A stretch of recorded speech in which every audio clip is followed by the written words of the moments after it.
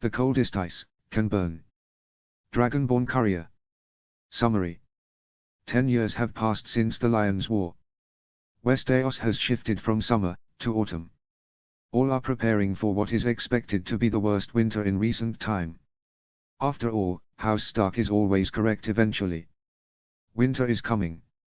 But will the kingdoms of Westeros heed the warnings that are all but obvious? Will the Iron Throne rouse itself to defend humankind itself?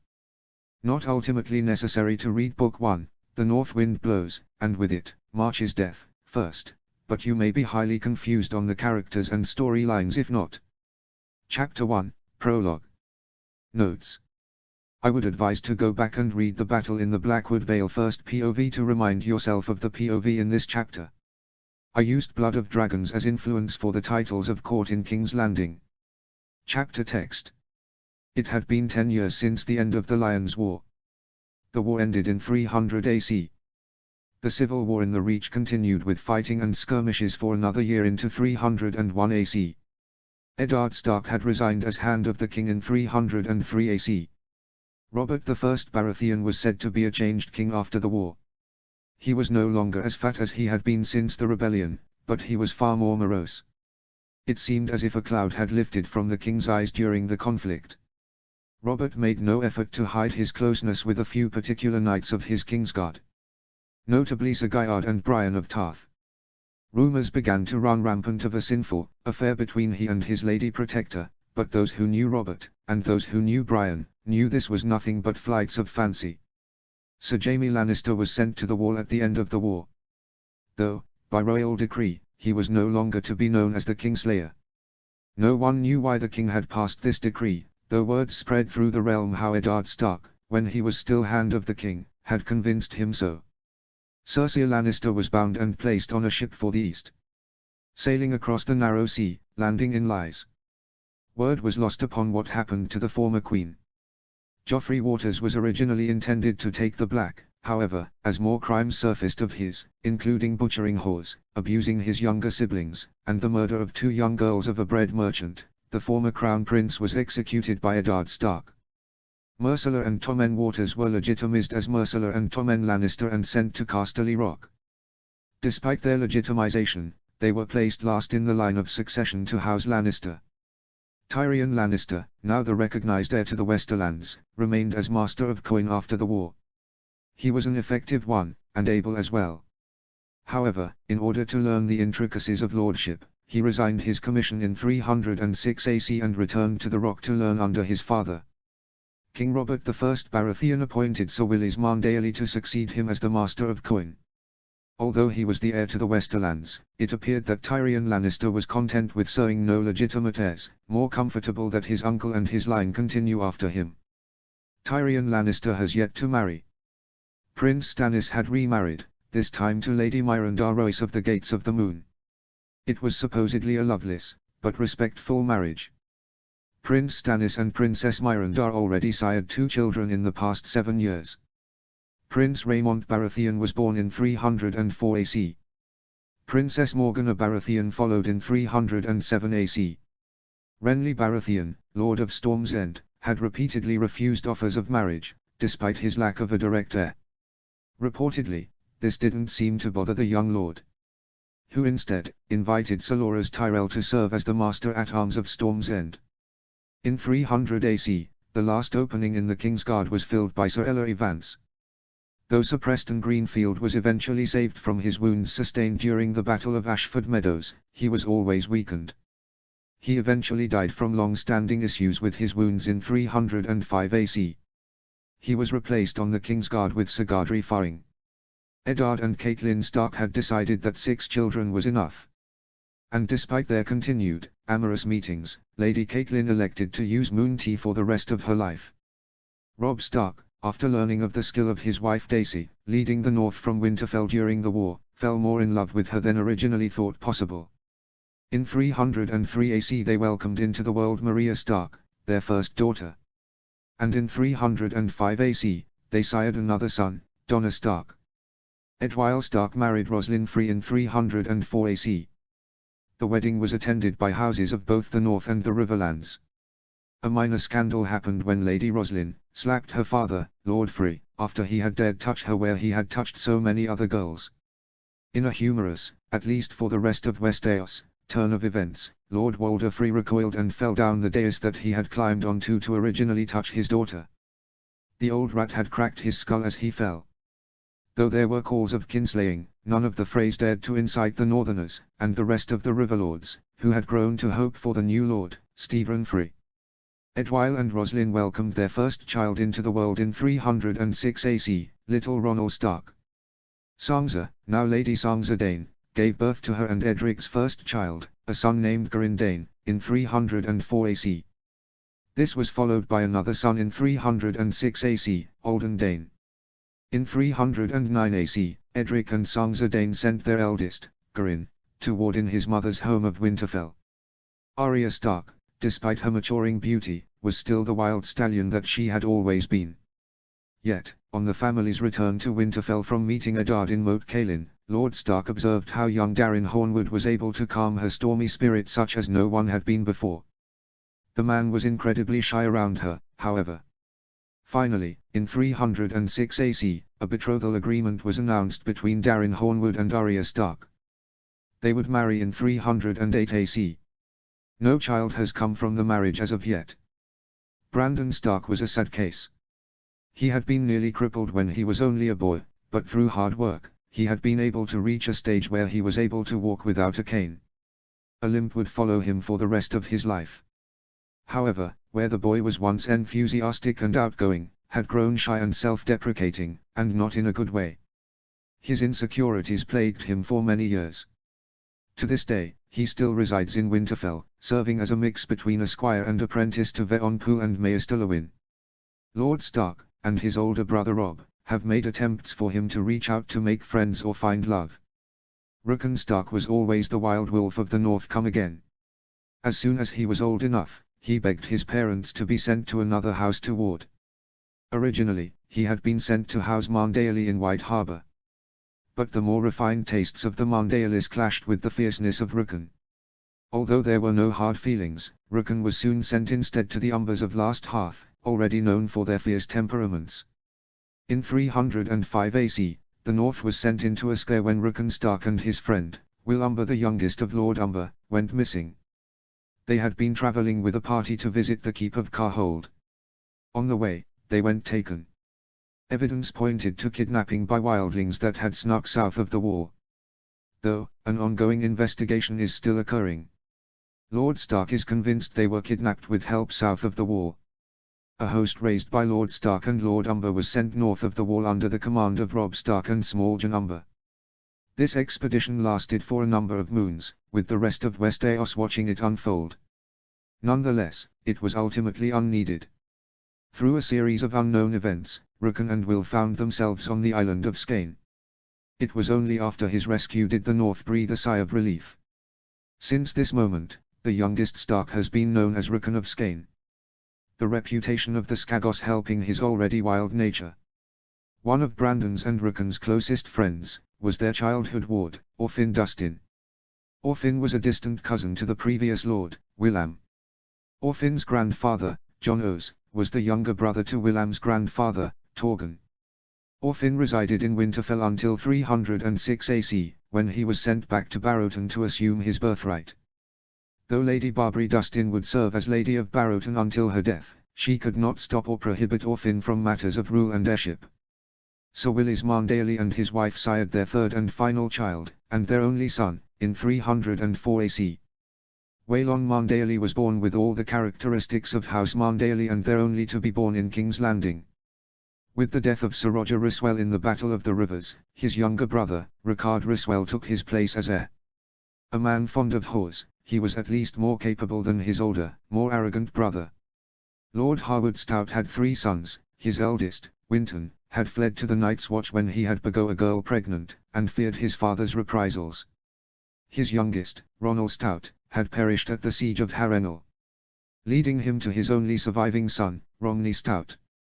Sorrowful news struck the realm late in 307 AC. Jon Arryn, Lord of the Uri, Defender of the Vale, and the former Hand of the King, had died.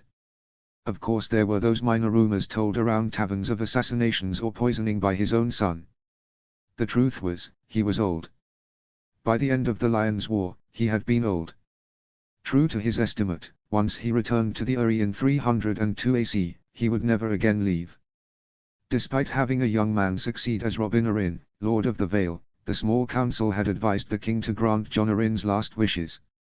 And so, only a moon after Jon Arryn died, Sir Harold Hardyng was issued a royal warrant. He was now Sir Harold Arryn, heir to the Vale until Lord Robin sired children. Then, in 308 AC, the most curious news spread around the realm. Robert Baratheon had announced his decision to ride around the realm, to live on horseback with only Sir Gyard Morrigan and his bastard son, Edric Storm, alongside with Brian of Tarth, around the kingdoms. Most in King's Landing had panicked at this, but the king was not moved. Prior to his setting off, he had declared his brother and heir, Stannis, as Prince Regent, only one more title to add to his hand of the king. Despite the fact he was still alive, Robert decided that he needed time away from the Iron Throne. His first stop was Storm's End. He stayed at his ancestral home for close to a year.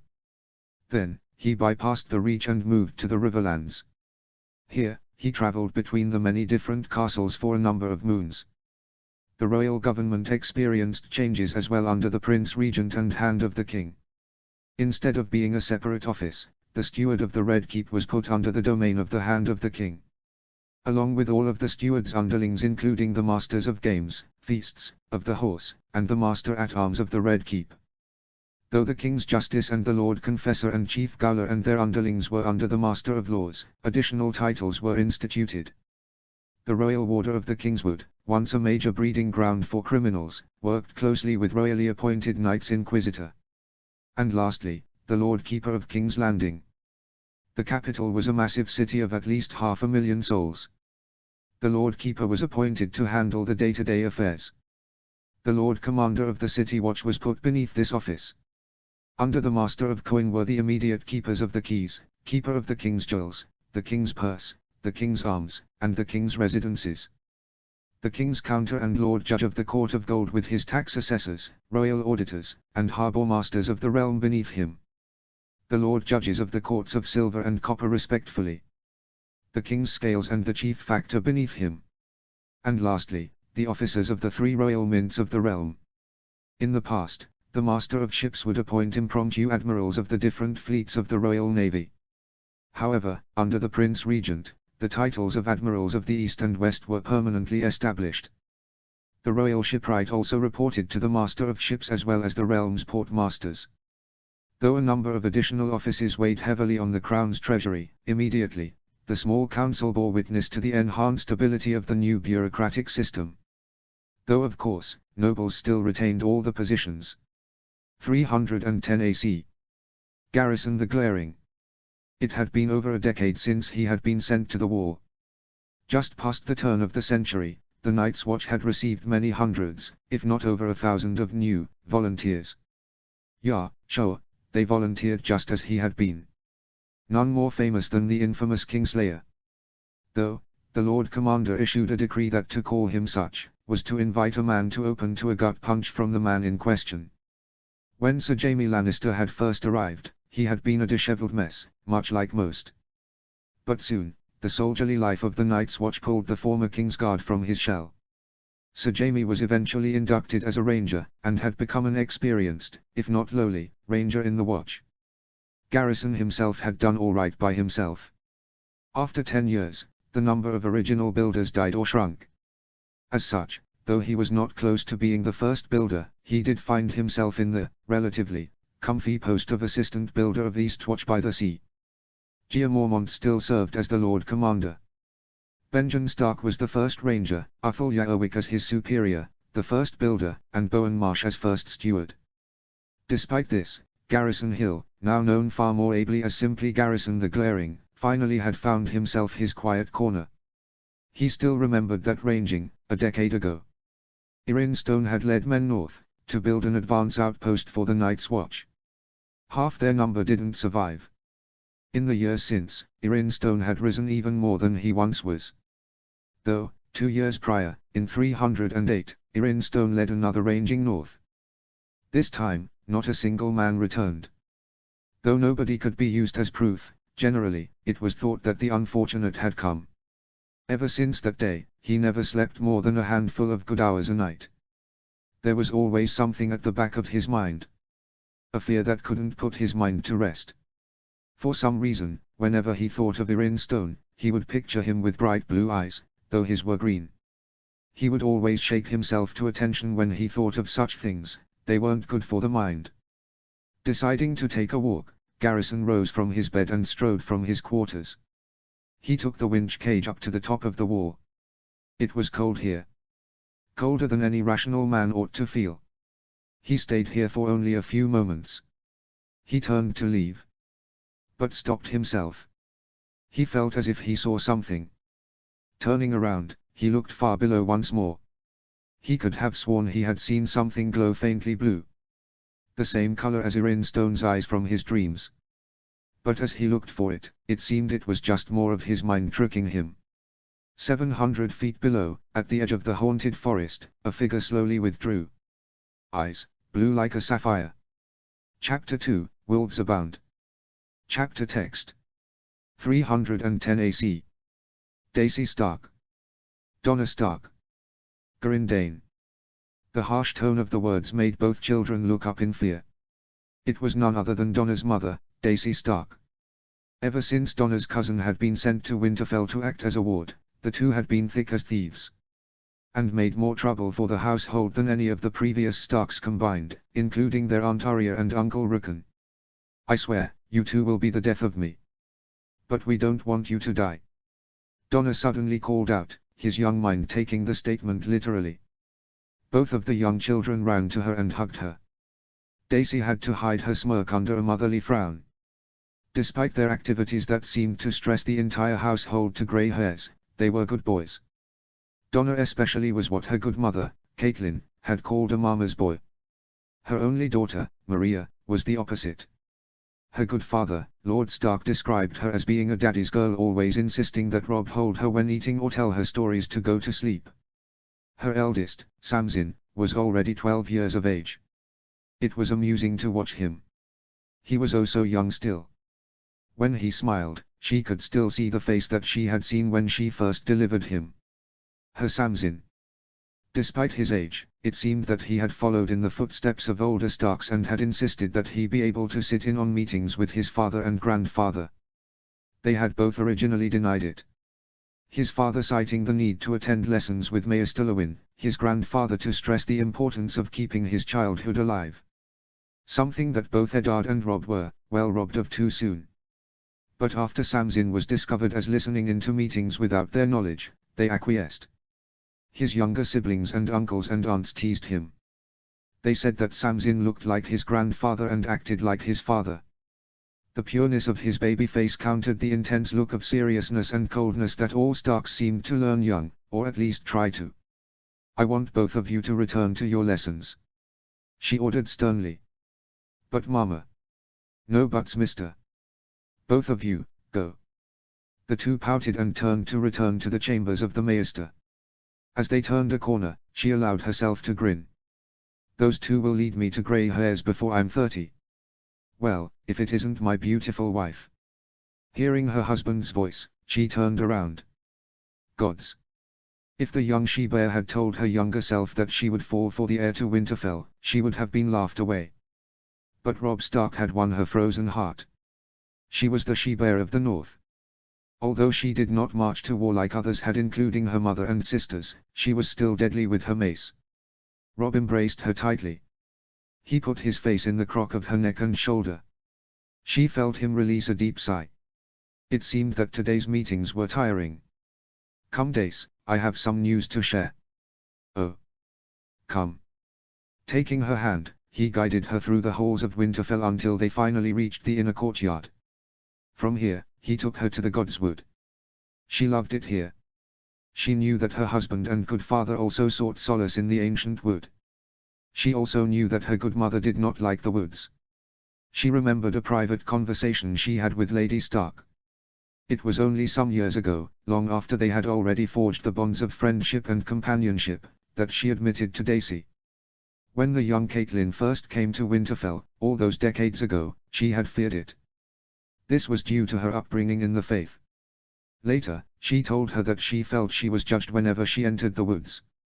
Daisy didn't hold it against the Lady Stark. When she was younger, and more heavily influenced by the she-bears of Bear Island and other Highlanders of the North, she thought her to be a weak Southerner. But Catelyn Stark, despite her origins, had surprised her, and many others. Although she still followed the faith, her time in the North allowed her to lose her icy demeanor and flatter the Northern lords to her. Even the boisterous Great Yonumber, who Lord Stark had once called the epitome of Northern values, had viewed Lady Stark with respect over time. There are two important things I would like to discuss with you. Her attention was brought back to her Rob. Yes, what is it? The two did not lounge casually as two would from the south. She did not lay her head in his lap, though she often did on other occasions. She was a bear of the north. They held hands and looked each other in the eyes. We've received word from my uncle in Riverrun. It is about the king. Has something happened? No, nothing has befallen the king. But my uncle sent word that the king was readying to travel north. Again. She was surprised. Aegon I Targaryen had traveled to the north once. Jaehaerys I Targaryen visited the north only once. Aegon V Targaryen had traveled to the north, but when he hid as a squire. In just a decade, Robert I Baratheon was about to make a progress to the north for the second time. Yes, again. Though, do not fear about preparations. She cut him off. Oh shush my dear wolf. You know I am not Southern Ponce. I would never worry over preparations. I'll leave your mother to that. Rob chuckled. Yes, I should have known. Forgive me. Only if you give me a kiss. She said slyly. He did not disappoint. You. We're going to have more of that tonight. She commented. Oh, I'll do so whenever you wish, my love. She jabbed him in his side. Now, don't be a dog. He winced and looked at her in mock hurt. Hey. Before he moved to make his own jab, she held up a hand. You still have more news to share. Rob gave her a look of annoyance and hunger. She would never let him know how much it excited her. And the second piece of news was a raven from Moat Cailin. Oh, that's good to hear. Does your brother have any important reports or concerns? No, but he did have an offer. An offer? Yes, well, Ed offered to take Sam's in as a ward. So? I thought you would have opposed it. Never, he's a growing boy. Frankly, I'm saddened he doesn't have more friends. Yes, whenever did he get so serious? She smiled to him. I wonder where he ever got that from. He chuckled once more at her innuendo. So, we're in agreement. Yes, let's send him to his uncle. Good, it will be good for him. Ed also wrote that he had invited a number of other sons to the castle as well. It seems it'll be a den of northerners before year's out. She changed the subject to more mundane topics. How are the grain levels? Grain is fine, trade is still good despite the cooling temperatures. Although we haven't the massive waters for intense fishing, Edwyle's idea to catch and cure fish has gone surprisingly well. Lewin and Poole report that our salted and cured fish and meats are already of respectable size. Good, and vegetables. Despite how harsh winters can be, I believe we have enough onions to feed all of Westeros for a century. He japed, of course, no kingdom could grow and store that much. But it enforced the point, nonetheless. And those of roots. Carrots, potatoes. Daisy. Rob grabbed both her arms with his hands. There is no need to worry. We'll be fine. She slapped his hands off. Don't tell me what to worry over, Robb Stark. She sternly countered. She couldn't stay angry for long, however, when he embraced her once more and kissed her. There, that'll get you to shut up.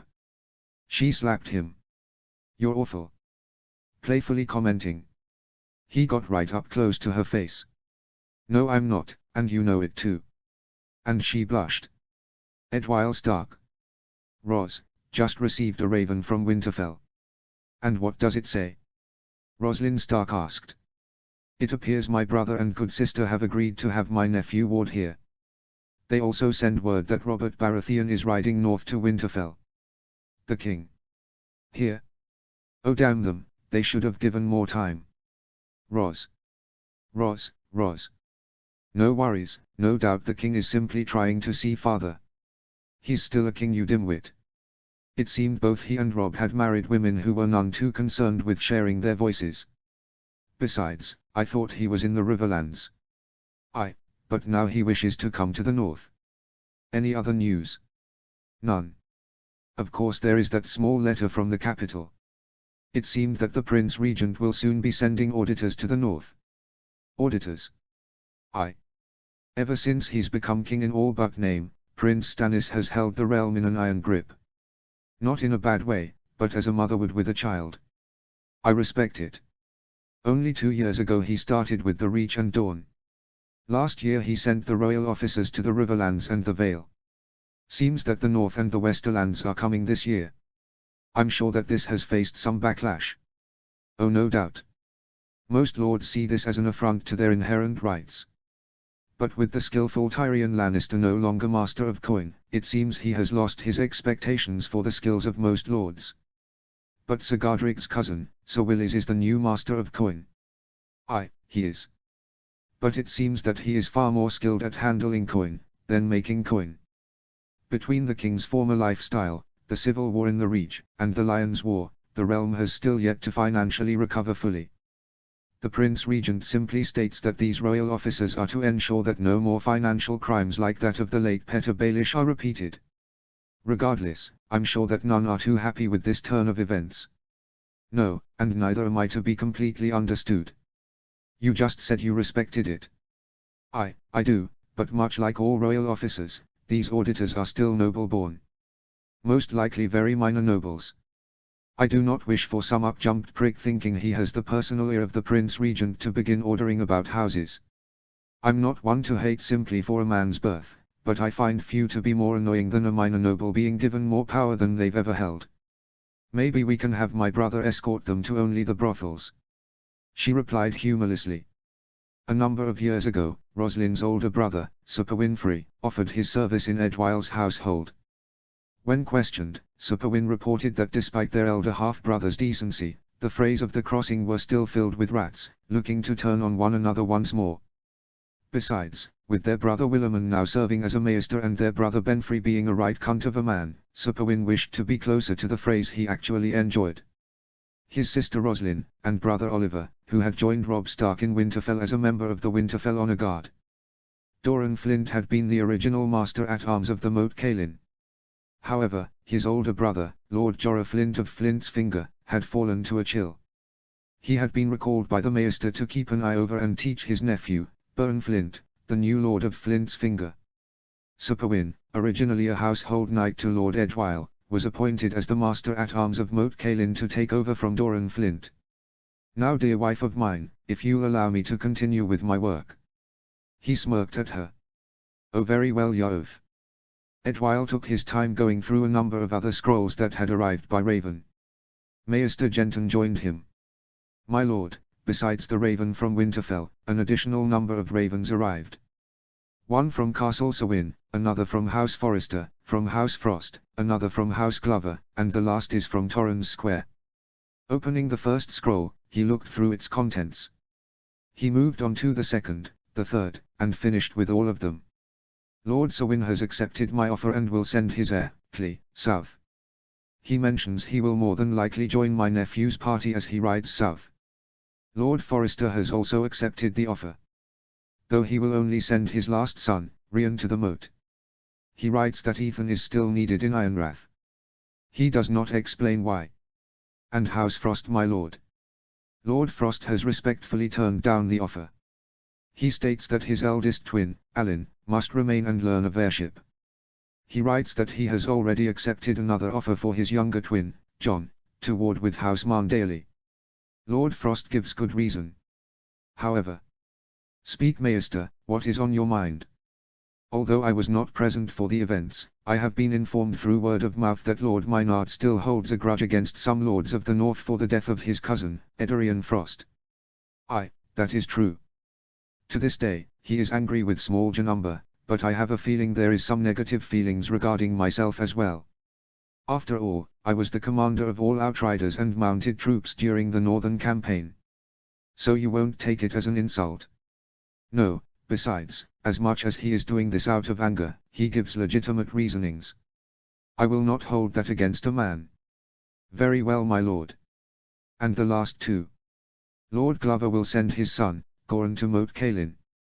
Sir Helman will not send his son, Benfred, due to his older age. However, he says that his youngest nephew, Biron, will join us here in Moat Cailin. Is there talk in the north of awarding for the girls, my lord? The girls? Yes, my lord. It seems that very quickly, the north will find that Moat Cailin will be the center of the future of the north, with all the heirs and younger sons traveling here.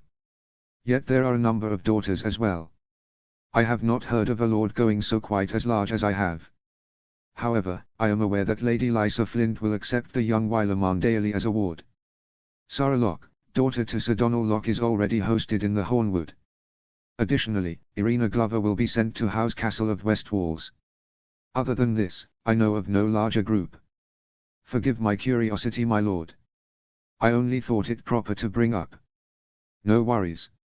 Edwyle leaned back, letting out a sigh. He looked at his maester. That'll be all, Genton, return to your duties. The young man stood and bowed. My lord. Edwyle couldn't have imagined he would be here as he is. Only a decade ago, he was leading men into battle. Years before that, he was none other than the spare to Winterfell. Leaning over, he grabbed a mug of ale. It was sitting in a larger bowl filled with ice. Ever since he missed cold beverages when campaigning in the south, Edwyle insisted on chilled beverages. Even his alcohol he wanted cold. His arm touched one of the chunks of ice that was in the bowl as he grabbed the mug. Ouch! Rubbing his arm, he tried to warm up the spot that had touched the ice. But he stopped. The spot was already hot. It was burning. He snapped himself from his thoughts. There was nothing to it, he was sure. Chapter 3, The Small Council. Notes. See the end of the chapter for notes. Chapter text. 310 AC. Sir Barristan Selmy. A number of ravens have arrived, Prince Regent. Rattled off Grand Maester Gorman. No doubt from Highgarden, my prince. The small council chambers were full. The entire council, minus the king himself of course, was seated. Despite Stannis Baratheon being both the hand of the king and the Prince Regent, he still decided against sitting himself on the seat meant for the king. For over a year, that seat has sat empty. Sir Barristan remembers the day that Robert had announced his small progress around the realm. He had sat on the Iron Throne. His yellow tunic matching with the golden crown of antlers. Gasps and whispers of worry filled the air of the great hall of the Red Keep. Some courtiers had muttered words of crisis and others of succession. But, despite the words said, King Robert calmed them down by appointing his brother and heir as the Prince Regent. Robert I Baratheon had left King's Landing the next day. Since then, Prince Stannis worked from dawn till dusk, never a moment of relaxation. When the Princess Myranda had tried to have him take a leave of relaxation, he refuted her. The Prince Regent had worked tirelessly for the realm. And a number of offices were created. In reality, according to Grand Maester Gorman, most of the offices had previously existed, under Aegon I and Aenys Targaryen. However, the young realm had no need for such officers at the time. Now, in its 3rd century of existence, the realm now needed the previously abolished offices. Most of these were under the Master of Laws, or the Master of Coin. However, one office in particular had been created from the ideas of Lord Tarly and the Prince Regent. It wasn't until the Lions' War that the small council realized the importance of a unified military commander. And so, a decree by the Prince Regent no longer allowed the Lord Commander of the King's Guard to sit in the council as the King's commander. Rather, a new post called the Captain General of the King's Forces was appointed. The 4 High Wardens still held their own authority, however, in a time of war, the Captain General would lead all the forces raised by the Iron Throne itself. And should there be a time when 2 or more wardens were on the same field, then instead of sharing command, the Captain General would assume the higher command. Originally, Prince Stannis had, ironically, offered the position to himself. The Prince Regent had explained it, the Lord Commander was the chief knight to the king, but nothing more. A royal officer, but not a royal office, a distinct, yet important difference. As such, the Lord Commander was able to hold a position that was a royal office. He had accepted the position, on a temporary basis, until a more permanent individual could be appointed. The words of the Grand Maester pulled him from his thoughts. No. The raven does not come from my cousin. One bears the seal of House Royce of Runestone, another the seal of House Stark of Moat Cailin. The last bears the seal of House Tully of Riverrun. Read them. Prince Stannis mirthlessly ordered. Cracking the first scroll, Gorman eyed the contents. Lord Yohn Royce says that he is honored to be offered the new position, however, due to his responsibilities advising the young Lord Arryn, must decline. Stannis simply ground his teeth. My prince, perhaps if were to offer it to Lord Tywine then this could be resolved. Varys suggested. It had been brave of him to do so. Prince Stannis was not his brother. He did not erupt at the mere mention of those he despised. But Stannis Baratheon was infamous for holding a grudge. You would advise me to appoint a man who only a decade ago, raised his armies against the crown. Prince Regent, despite his past indiscretions, few can argue the capabilities of the man when it comes to warfare. A number of them can, actually. Lord Tarly countered. The northern campaign of the Lions' War did nothing but show the realm how much Tywine lives by reputation alone, and reputation does not protect you on a field of battle. No, quite right my lord. However, are we at war now? Perhaps he is not the most capable commander as previously thought, but he is certainly capable of raising and preparing hosts. After all, on the onset of the war, the Westerlands were the only kingdom who were prepared to march at the first word of war. Prior to the stipulations issued by the Prince Regent's predecessor, Lord Stark, Tywine Lannister had trained his levies once every 2 months. That is far more than most nobles. As much as I am loath to agree with the Spymaster here, Lord Varys makes an excellent point. Don't call him that. My prince. Call him Varys, the man doesn't hold any noble titles that I know of.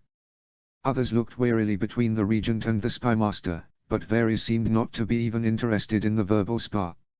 Apologies, Prince Regent, nonetheless, the Master of Whisperers makes a good point. You forget that another of the piece's demands was that Tywine Lannister was barred from leaving the Westerlands if not otherwise summoned by the king himself. Or by the hand of the king, Lord Eddard Stark. Lord Stark also added that includes any of his lawful successors.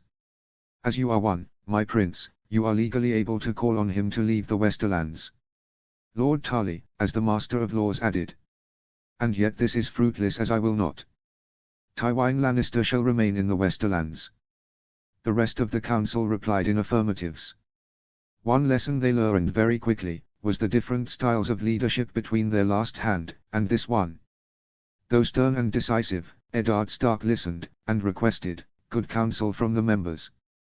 And, although empowered to unilaterally rule during the war in the absence of King Robert, still made an effort to make all his decrees seem to have been agreed to unanimously.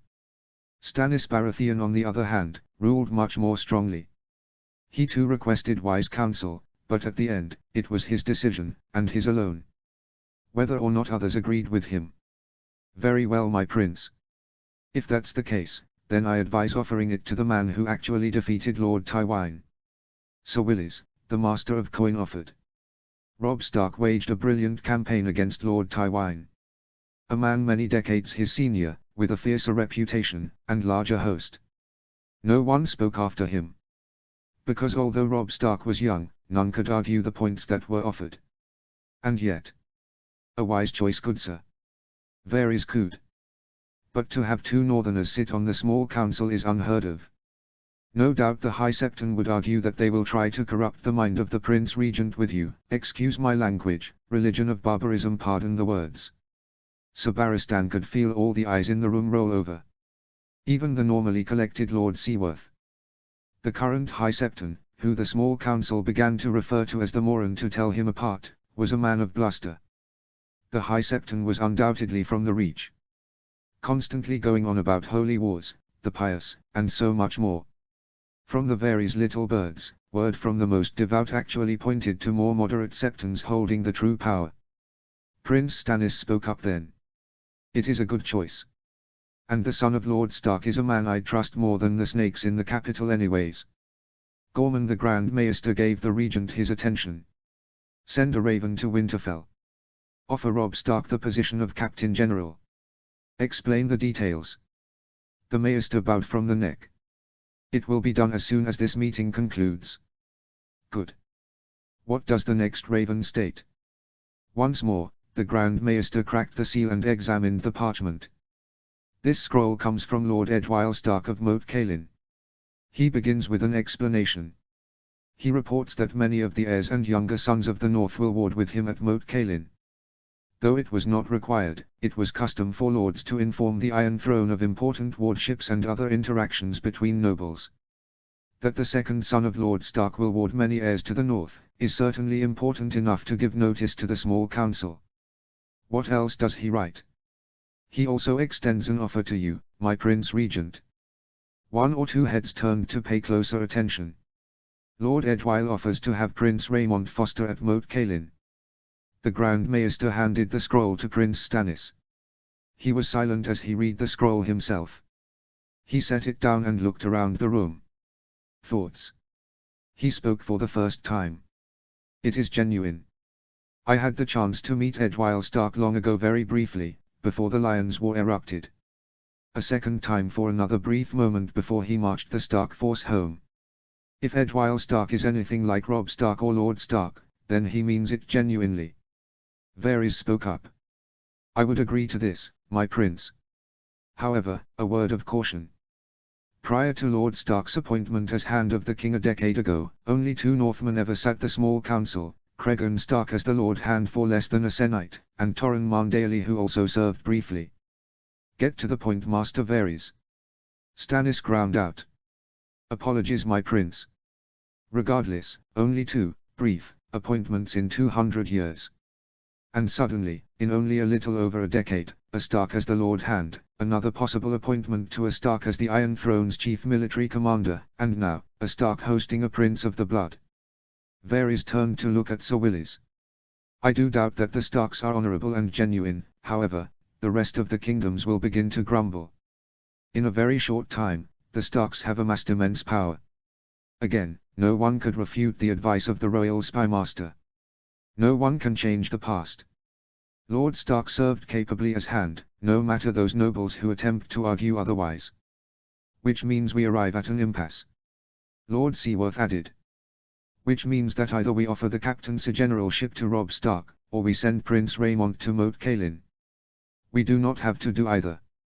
Stannis curtly cut in. He is my son, he will need to learn how to rule the Seven Kingdoms. Sir Barristan pressed the issue. Yes, of course, my prince. But the prince is still young. There is time for him. I believe it would be good for the young prince to make friendships with other young lordlings. If not for companionship, at least for future alliances. But according to this, it will only be those lords of the north. Then order Lord Edwyle to open his castle to more young boys from the rest of the realm. Send him a stipend from the treasury to supplement the cost of raising so many boys.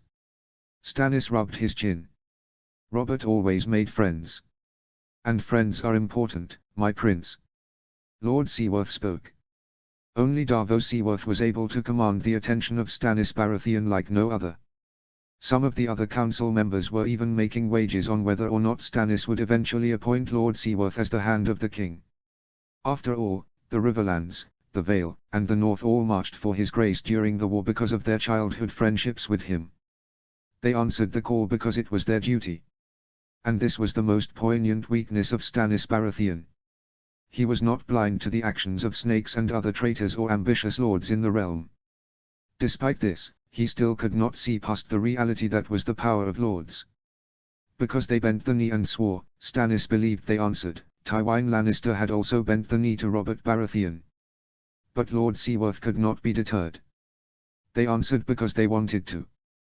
They saw an injustice against who they believed was their friend. And they answered.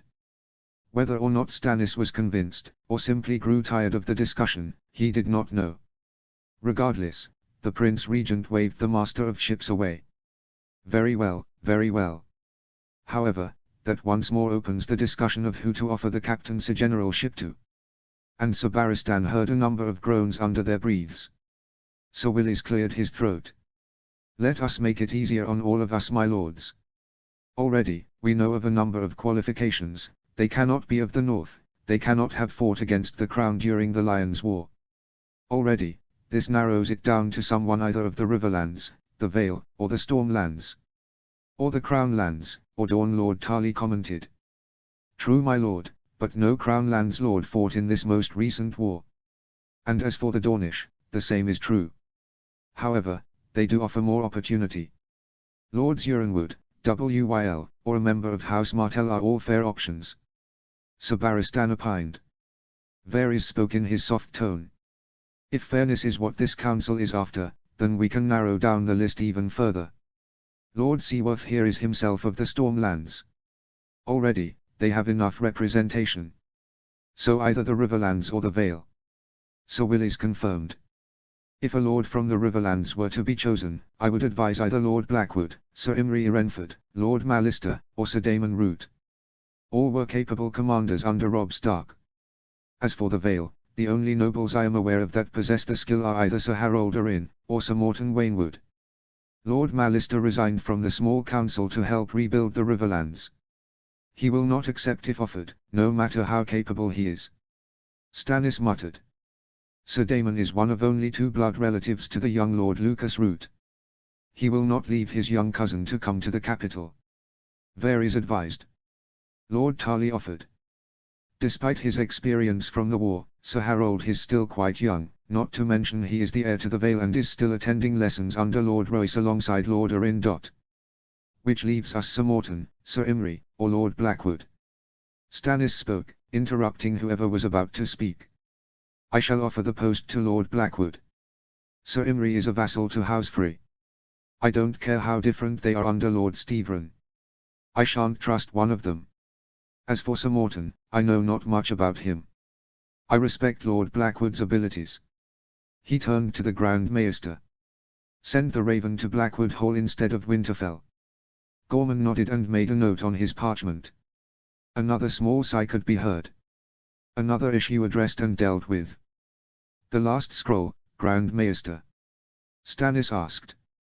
Taking the last scroll before him, Gorman broke the seal. Only a report on his grace, my prince. Lord Tully writes that after spending a number of moons travelling throughout the Riverlands, his grace has left to ride north. Lord Tully reports that the king wishes to visit Lord Stark once more. Stannis nodded.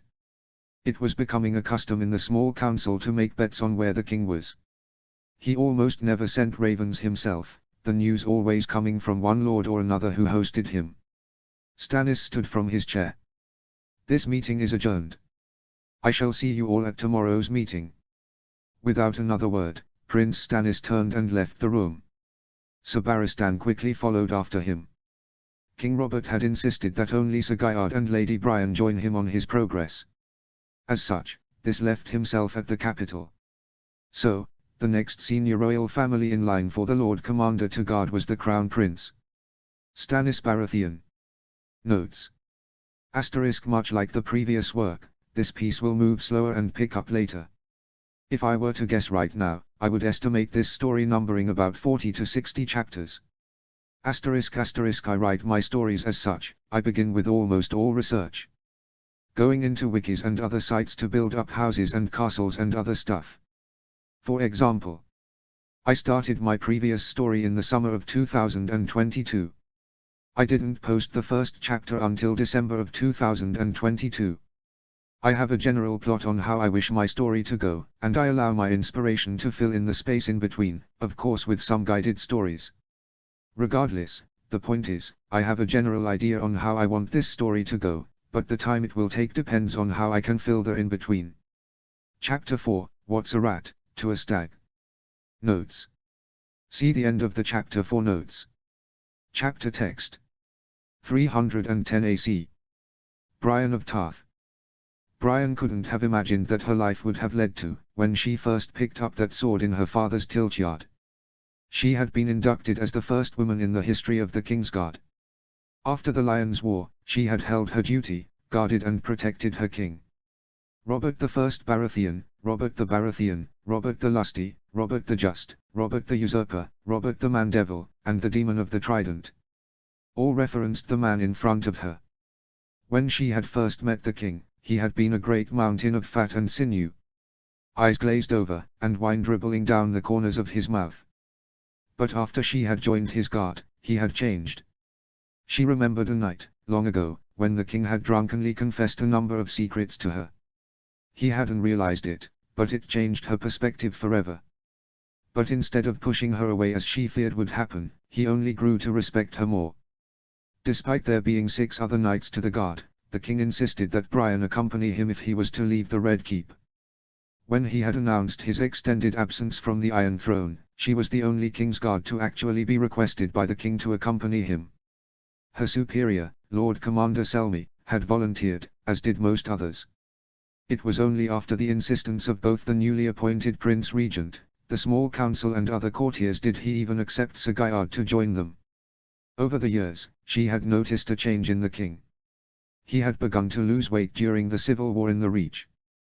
But now, a decade later, he had lost much more. Seemingly a spitting image of his younger days. But his behavior had changed. At every castle they would stop at, the hosting lord and his knights would comment on his change. Robert Baratheon had been a lively man. Even before the weight of kingship pushed him into drunken stupors. Whoever he had been long ago, has since been forgotten. He was not cold, nor rude. But he was calculating.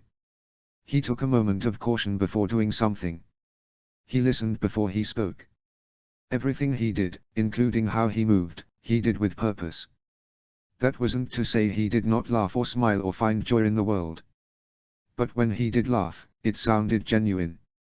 A far call from his huffs of air and inebriated chuckles.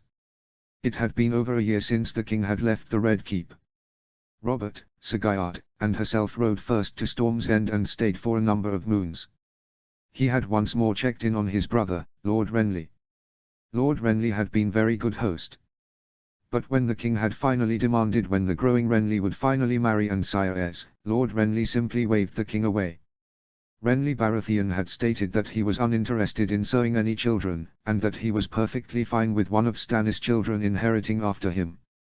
At first, that sent the king into a dark mood. Not shouting as once he would have, but angry eyes, and angrier words. "I didn't gift you Storm's End to piss it away." The king had refuted. But Renly would not budge. After a number of nights, anger was forgotten as once more, Robert enjoyed his time hunting and adventuring with his brother, his bastard son, and his 2 Kingsguard. Eventually, Robert grew bored, easy thing for him to do. And so, on the morning of a cloudy, rainy day, their party set off north.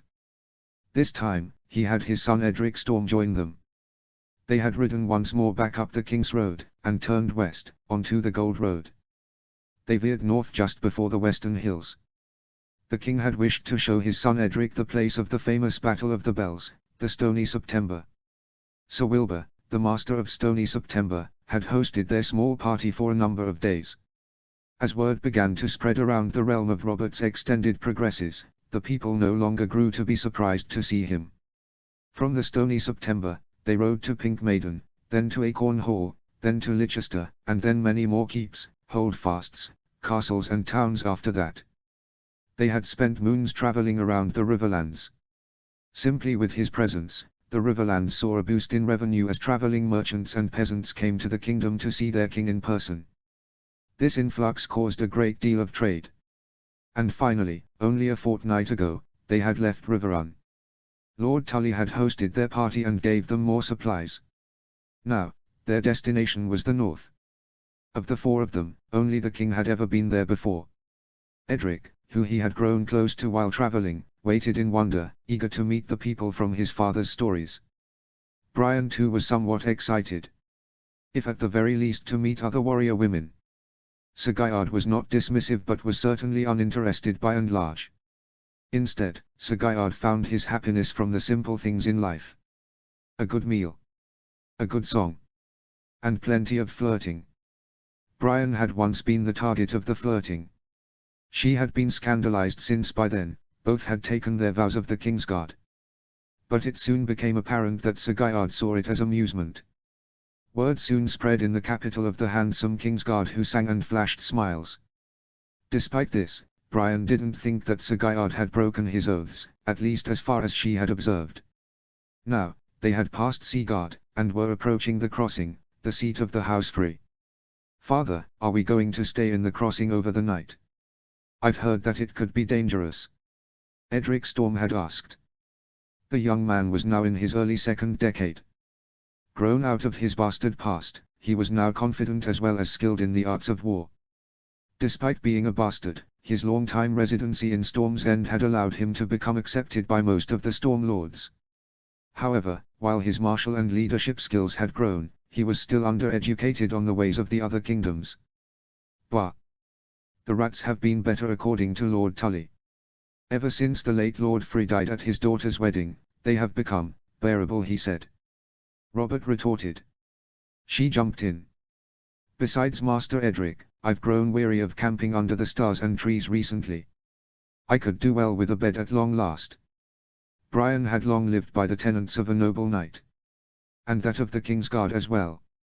She had originally been nervous to speak her mind, let alone speak at all without first being given leave. Such was the curse of women in Westeros.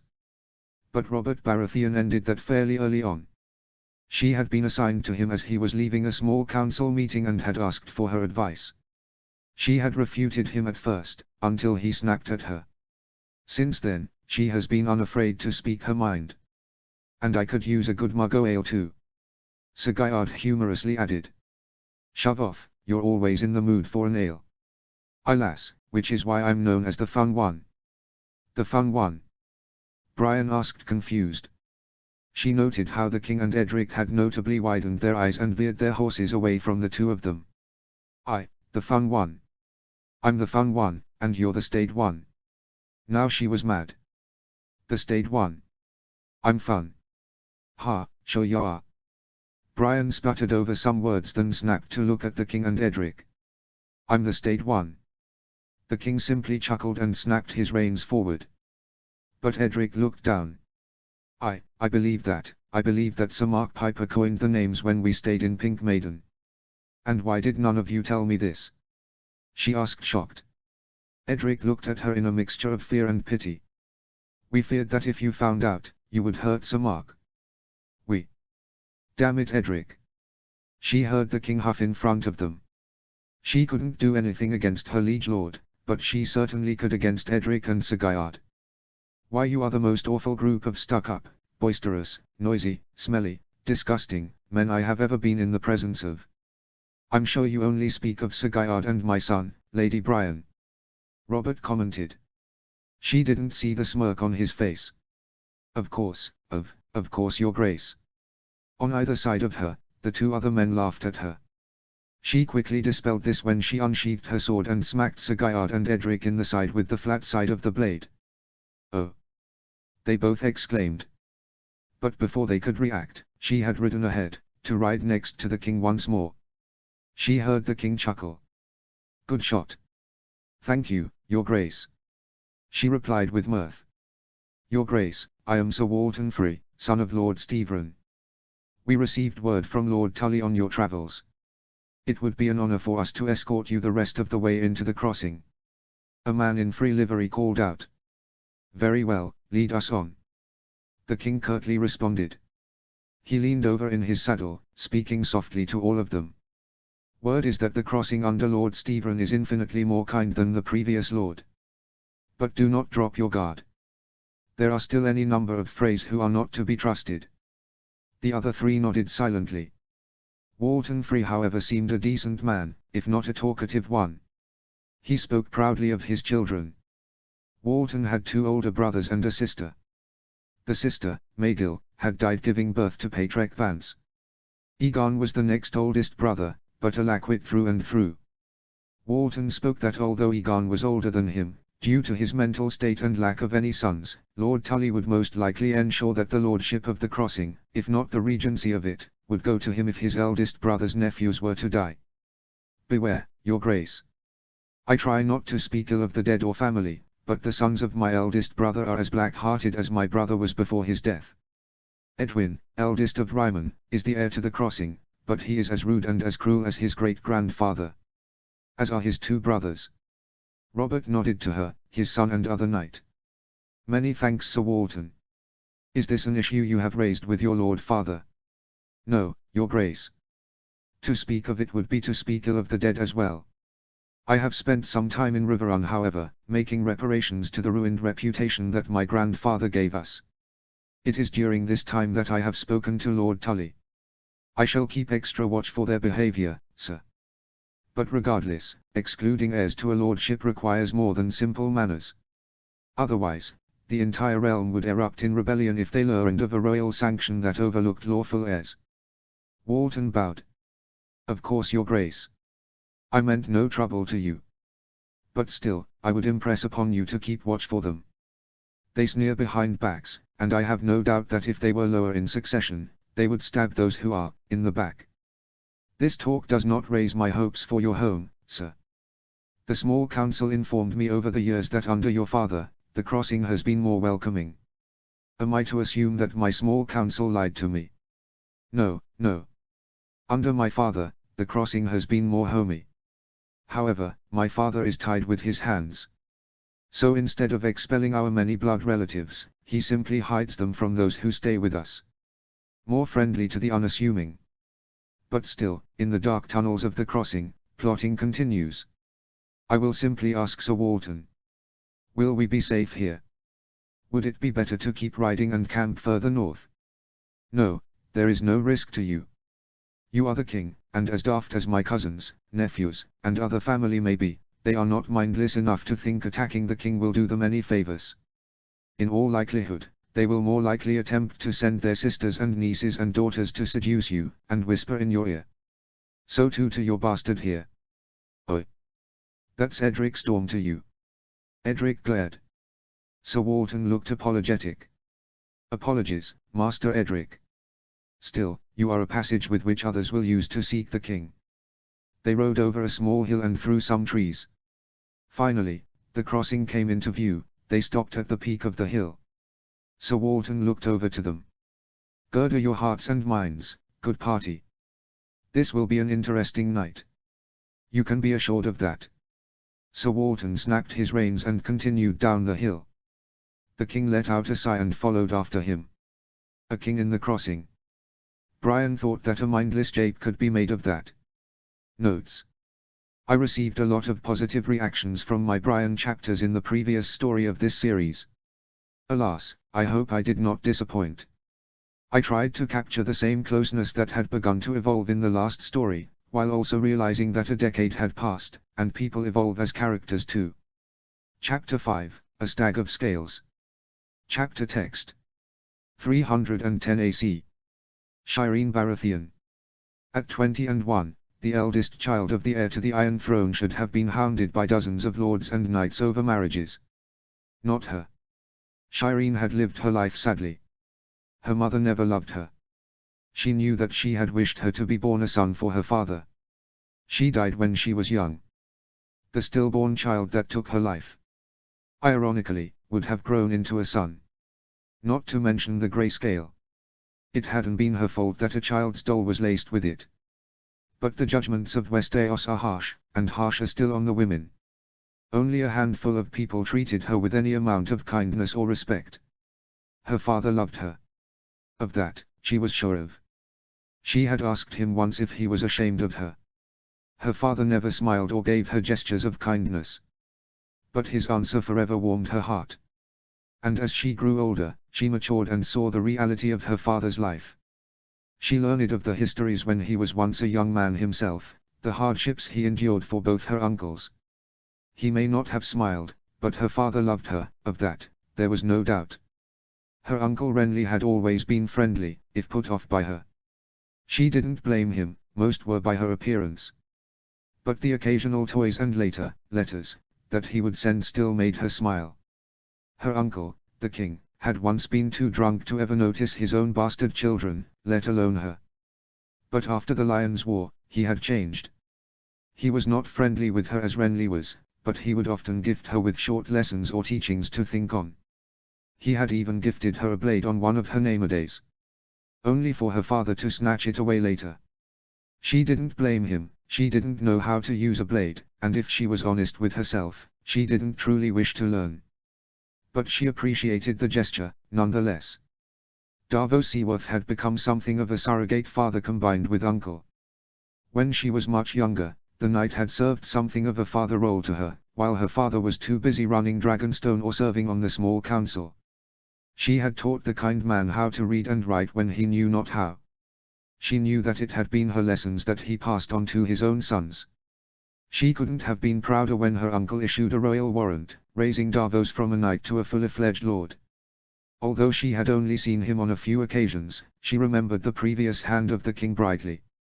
Eddard Stark had been a busy man, running the realm while managing a rebellion as well as still receiving reports from his home in the north.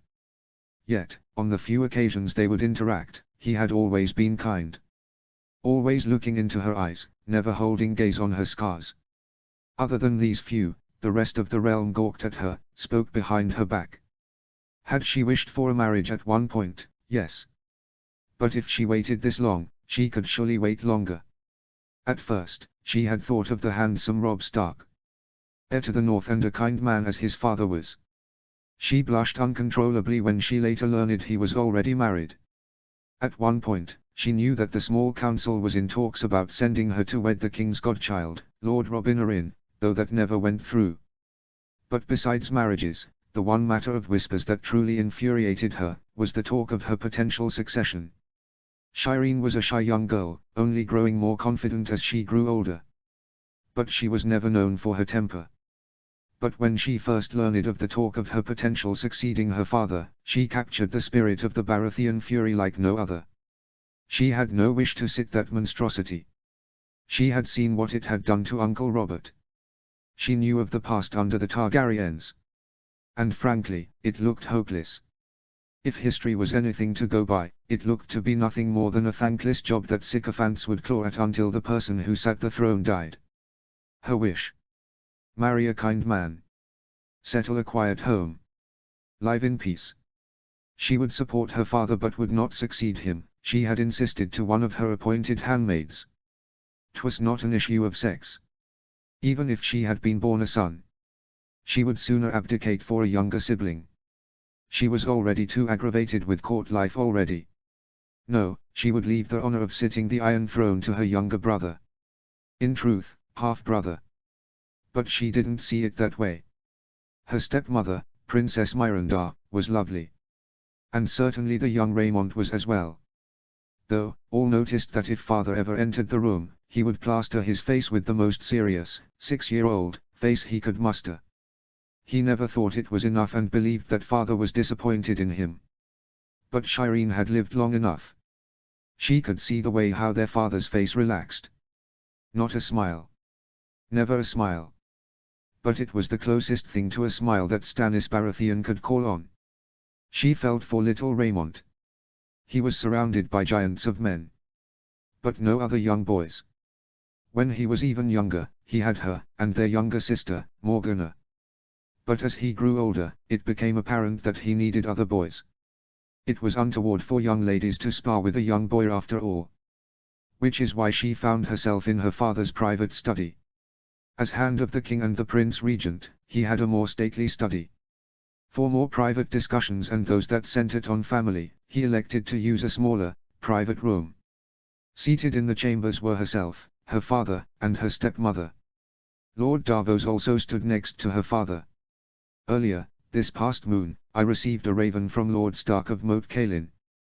He extended an offer to host Raymond as a ward, to live among other young lordlings and sons. She watched her stepmother tense. And why Princess Myranda began. Is this the first time I am hearing of this? Her father didn't respond to the challenge. Because it hadn't been serious thought until now. Regardless, I have been advised by the small council, including Lord Davos. He turned to glare at the man. To send my son north, to Moat Cailin. Father, will they only be Northmen there? I have argued for a long time that Raymond needs fellow companionship. Strictly politicking, however, it would be ineffectual if only they are Northmen. Baratheons and Starks have held on to a friendship now spanning close to 3 decades. Lord Edwyle hadn't originally planned to, but if I am to accept, I will do so with the provision that he accept a number of other young men from the rest of the realm. That is quite a number of boys, father. Lord Arryn fostered only 2. But for a single lord to foster a dozen or so, maybe more. He waved her concerns away. If he agrees to the provision, I will see that he receives a stipend from the royal treasury, to offset the cost of a higher number of wards. He is still my son. Myrondar interrupted, evidently annoyed at how the conversation already seemed set in stone. As you have already said. Her father replied flatly. Raymond needs friends, I do not deny this. But he is a prince of the blood. He belongs here, in King's Landing. If he so requires the bonds of friendship, let us invite young boys here. She stressed. And what will the people say? Baratheons are known for their outward lives. Raymond will need to travel at some point. Otherwise, the realm will begin to question whether or not he is truly prepared to succeed father. She calmly counseled. I like this not. Princess Myrondar started. But, if it is to happen, I can think of worse places to send my boy than a castle in the north. The room seemed to settle. Until her stepmother snapped her head to Stannis. But, no more of my children. If Morgana needs companionship, we'll invite young ladies here. And that, is final. Shireen had to admit, she was often impressed by her stepmother. She was not a cruel one as in the stories. But she was undoubtedly a Royce of the Vale. She did not entertain foolishness. Regardless of where it came from. Observing her father, he didn't seem intimidated or put off by his wife's words, but it appeared he realized it was a fight not worth battling. He simply nodded. Very well. Edwyle Stark. The Prince Regent has accepted our offer. Prince Raymond will travel north in a moon's turn. However, the Prince Regent has demanded that a number of wards from the south be accepted as well. Roslyn seemed worried. Can our coffers handle the weight of both construction and a dozen or more boys? No need. Prince Stannis writes that a royal stipend will be sent to us. It will follow Prince Raymond north. We are to write to the small council if the stipend is found to be insufficient. Does he write on who else will travel with the young prince? He writes that Steffon Seaworth, youngest of Lord Seaworth's sons, will join. Along with Jon Egan, son of Savardis Egan, Castellan of the Uri, Gunthor Hightower, Alan Blackwood, and Carlton Buckwell, heir to the Antlers. 5. Dorne and the Westerlands are noticeably absent. I understand his reasonings. Regardless. A second raven has come in from the crossing. Roslyn's mouth turned to a frown. And what does my lord brother report? No doubt more of the rats of our father are scurrying for favor. Nay. It's from his youngest son, Sir Walton. Walton. What's he doing writing the ravens? What are your thoughts on him? Is he to be trusted? Well, of all of Stephen's sons, he is definitively the best. That being said, he sees himself as a sort of savior. Insisting on power to help others, not realizing that it may lead to the same behavior as my late lord father. Nonetheless, he writes that the king stayed a night at the crossing but has since continued northward. So soon. I don't blame him for not staying longer, of course. Edwyle was aware of his wife's feelings of her home. Will he be able to make it through the neck? After the raven from my uncle, Lord Tully, I sent a message to Lord Reed, requesting that his Crannog men keep an eye out for the small royal party. That's good. I'll ensure that quarters are prepared for the king and his party. I will also ask that Sir Godric double their efforts to finish the stables. Temporary stables as we have are not fit for Prince Raymond, let alone the king. He nodded in agreement before changing the subject. How's Ron? Asking about his son brought a smile to both the parents' face. Ronald Roslin had always insisted to call him by his full name. Is doing well.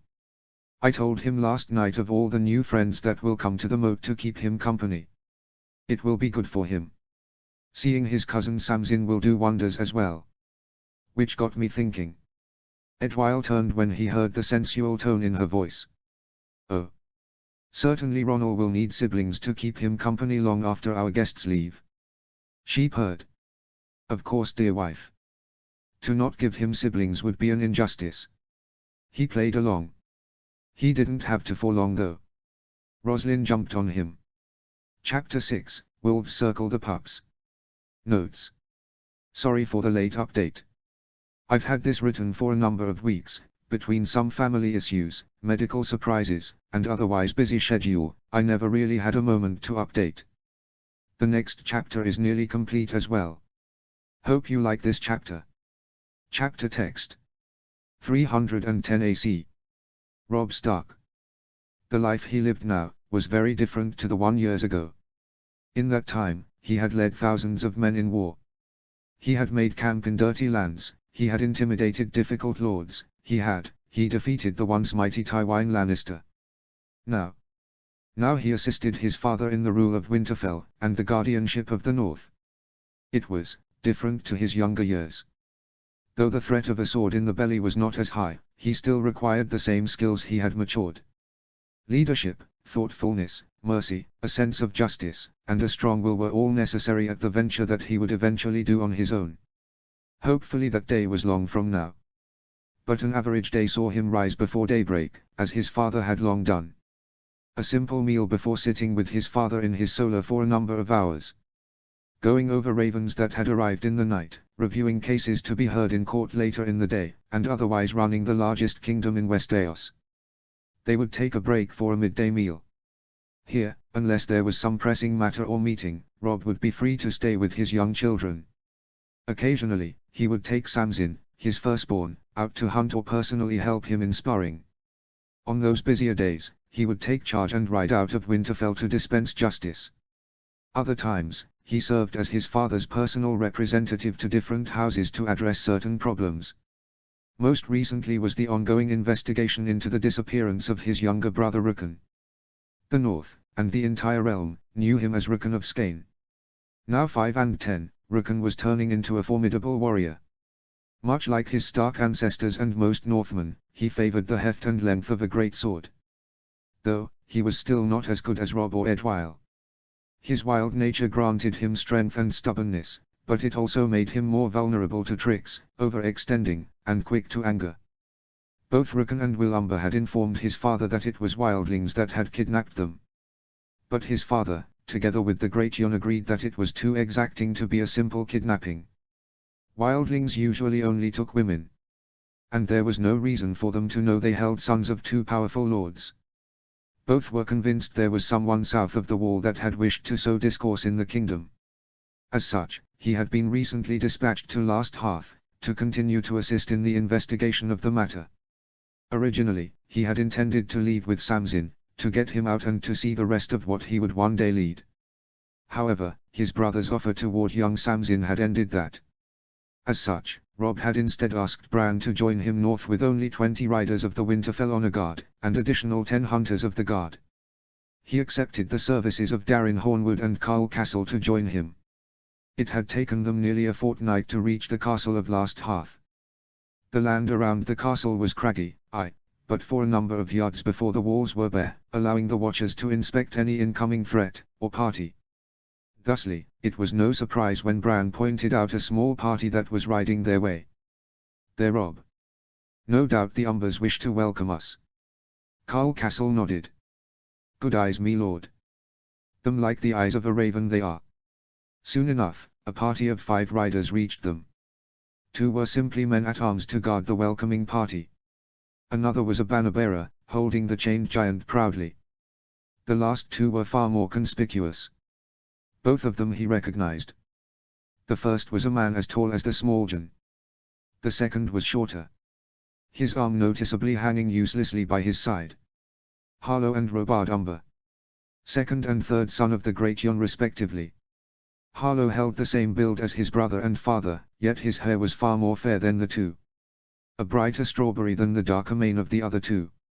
Robard followed in his father's steps in appearance. Robard had been named in honor of himself. The small Jon and Harlow were born before him, but the Great Jon named his third son after himself after his own birth. Lord Robb. Harlow held his hand up in greeting. Ha! Is that the Harlow Umber I see? No, my eyes must be deceiving me. Rob shouted back. Ya, you bastard. Come. I'll escort you the rest of the way to the castle. My father has been restless since he heard of your travel. And so the party continued riding. No more than a number of minutes truly, but it was one of the few flatteries tolerated in the north. Much like the guest rite, escorting visitors to the castle was a show of welcoming and good fortune. Riding through the gates, Rob noticed the entire family and much of the household waiting in the courtyard. Of course to him it was no trouble, but he understood that the northerners held House Stark in great love and respect. And so if this show of fealty was necessary, he was courteous enough to suffer it. As their mounts slowed, he climbed off and stood before the Umbers of Last Hearth. The Umbers didn't hesitate to deeply bow before himself and Bran. Lord Rob, Last Hearth, and its pleasantries, are yours. The Great Yon reported. Please, rise. Rob told the courtyard at large. For a moment, no one spoke until finally, Rob and the Great Yon exploded into great laughter. That was shite and you know it. Ha! The young wolf finally learns. And so, even though Rob was many years his junior and John was a lord, the two embraced in a quick hug. Rob turned to the small John. John. Ya bastard, get over here. Again, the two embraced. Readying introductions, Rob took a step back and straightened up. Lord Umber, I am pleased to introduce my younger brother, Brandon. I hope you remember him from your time in Winterfell after the king's visit. Oh yes. Great Yon turned his gaze to Bran. You're the lad that fell. Rob nearly sighed. Bran was publicly and physically fine, but Bran was deeply embarrassed over it. He had once described it as feeling useless as a Northman. But before Rob could interfere, Bran smiled along. Aye, Lord Umber. Rob gestured to his other companions. And you remember Darren Hornwood and Carl Castle? Of course. Let me introduce my family. You know of John Meyer, Harlow, and Robard. These two angels are my daughters, Lara and Jarell. Lara, the elder daughter, was a sturdy thing. If he remembered his lessons, he would describe her as an Alysanne Blackwood come again, only she was taller and she was muscled, heavily muscled. Her arms rivaling those of her brothers. She put the famous Brian of Tarth to shame in terms of build. Despite being a young lass, she had a giant sword strapped to her back. He chuckled as he once more turned to the Great Yon. I once remember you tell me that you'd sooner kneel to the wildlings than put a blade in your daughter's hands, my lord. Before Lord Umber responded, Rob noticed all the Umber sons start laughing, as well as Lord John's brothers and uncles. I said daughter, Lara, jumped in. That was before I smacked him so hard he was seeing stars for a moon he was. She turned her attention to Bran. And who is this handsome hunk of beef? At first, he thought her to be jesting. Despite being a scion of House Stark and a Northman, Bran was far more wiry than his father and brothers. At one point, Edwyle had amusingly dubbed him as Brandon the Gaunt for his appearance. Although everyone knew him as Bran, Edwyle and Mother called him by his full name. But then, Lara boldly moved forward and started poking his younger brother. His chest, his arms, and going so far as to cup his. Well, better left unsaid. Bran's face grew fiery, and he was at a loss of words. Lara. Go easy on the boy. Harlow Umber reprimanded. She rolled her eyes at her brother before looking at Bran hungrily. You'll be mine for you know it, Wolfie. He heard Darren and Carl snicker behind him. Bran still seemed mortified. Rob turned his attention to the younger daughter, Jarell. The only Umber in line to be wearing a dress.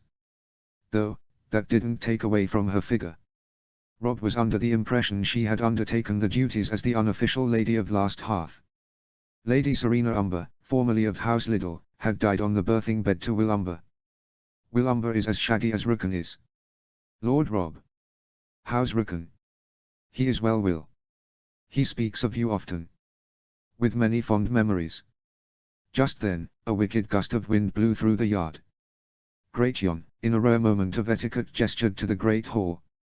Come my lords, warm yourselves in my hall and partake in guest rite. Moors here will see to it that your men are looked after. After partaking in bread and salt, the Umbers and the Stark delegation continued to mingle for a decent amount of time in the Great Hall.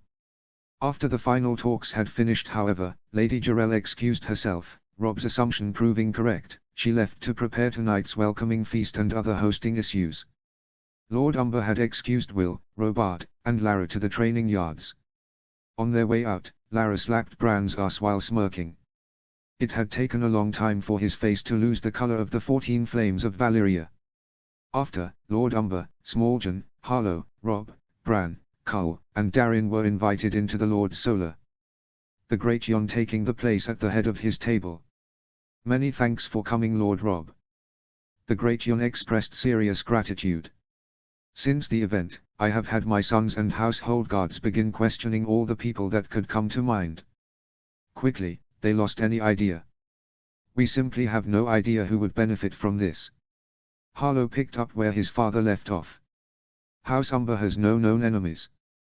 We've had the occasional spat with House Karstark, but we're Northmen, we all have the occasional spat.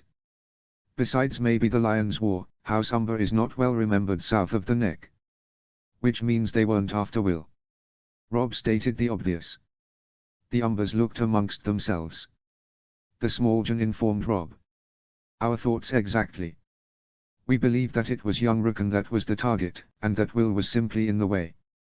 Robb sunk into a chair that was next to him. He rubbed his chin in thought. I think we can safely discount Dawn, the Crown lands, the Storm lands, and the Reach. Despite the Reach and Dawn having mixed feelings on the north due to the rebellion and civil war, both are too far south to truly care. And none besides maybe House Martell even has the resources or the knowledge of wildlings to contact them and pay for their support. The Westerlands perhaps. Harlow offered. They certainly hold a grudge against the North for the Lion's War. Nothing but truth there, but before we get to who, we have to ask why. My lord. Great Yon questioned. Regardless of whether or not it was Will or Rookon they were after, both of them are the youngest in their respective house. If our mysterious enemy wanted to strike House Stark, why not go after its lord? Its heir. He gestured to himself. To strike at the youngest son, who will likely see the least influence, is odd. Bran interjected for the first time. It means either one of two things. Our enemy is daft enough to believe that striking at Rookon was effective. Or two. That they still have a plan that we cannot see. He replied darkly. No one could respond to that. Nonetheless, I think it's safe to say that Dawn, the Crown lands, the Storm lands, the Reach, the Vale, and the Riverlands are not to blame. So either the Westerlands or the North. Harlow confirmed. The West has the motive, the North has the knowledge. Which makes me suspect someone from the North itself. While the Westerlands and House Lannister certainly are not our biggest supporters at the moment, a task like this. Someone would need to know how to deal with the wildings, they would need to know the geography. They would need to know the North itself.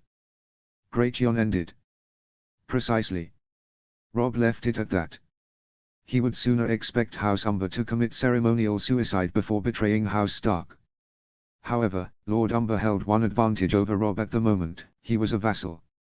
He knew the feelings of the vassals of the North, far better than a man of House Stark ever could. He didn't have to wait long. There are very few in the North that hold a grudge against your house, Lord Robb.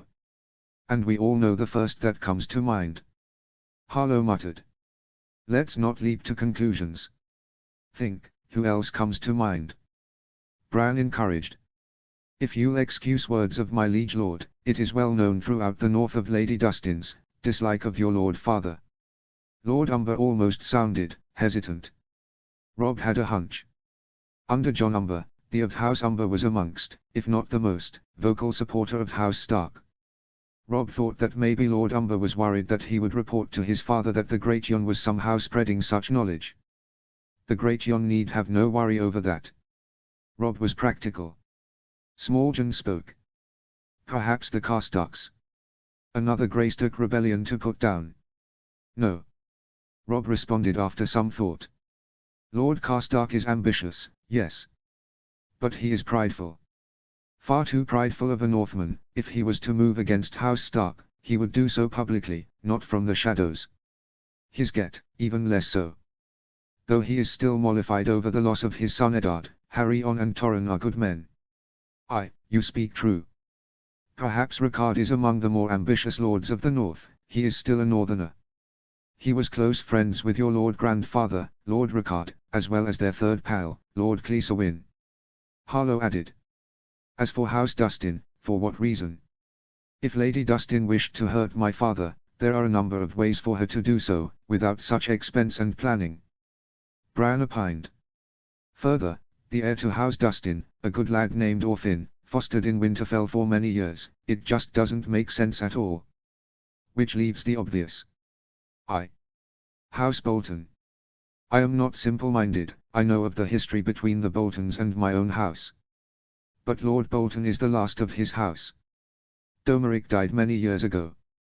Roose has yet to remarry. Bran reported. The Great Jon looked like he had seen a ghost. But that doesn't mean Roose is the last of the Bolton blood. My lord. He tries to keep it quiet. Many either forgot or have died off. I remember. He has a bastard. Lord Bolton has a bastard. He doesn't permit him to stay in the Dread Fort from last I remember, but, I've heard things. Heard things? What things? Words from Lord Karstark. His lands border the Boltons. Words of taken peasant women. Of mysterious deaths. And these were never investigated. Robb sounded surprised. Oh, they were. But it always led nowhere, or if it did. Smalljon continued for his father. It would lead into Bolton land. And as an equal lord, you cannot enter another domain for judicial purposes. Bran ended. Lord Brandon. My lord, are you telling me that you and Lord Karstark have noticed these happenings, and have yet to inform Winterfell?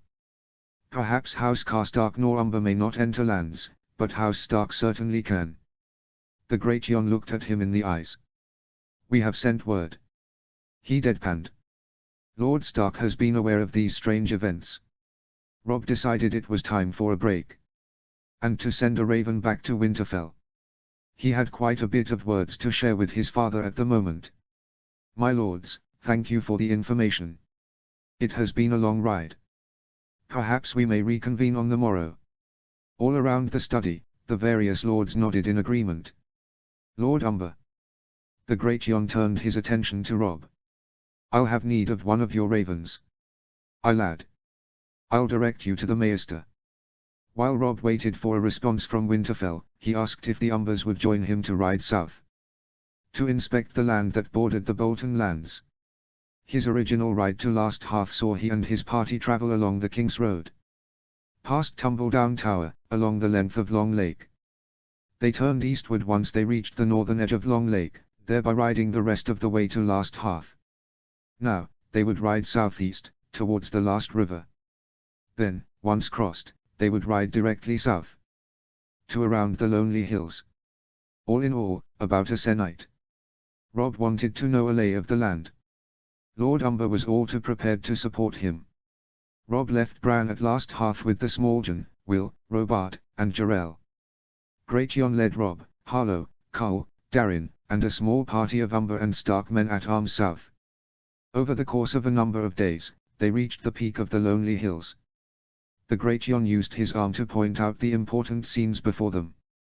The lonely hills were not the tallest, but they still held a commanding view of the land around them. There, to the east, is a small village. Not large enough to warrant a true name, however, it is still known in my lands as the Lonely Vale. Named after the hills that command its view. Southeast, is the Dread Fort. He allowed the silence to reign after that. And it is this village that sees most of these disappearances. Lonely Vale does see a number, but they are still spread out as well. Reports from another village further east, along Last River as well. Very well. We'll camp here for the night.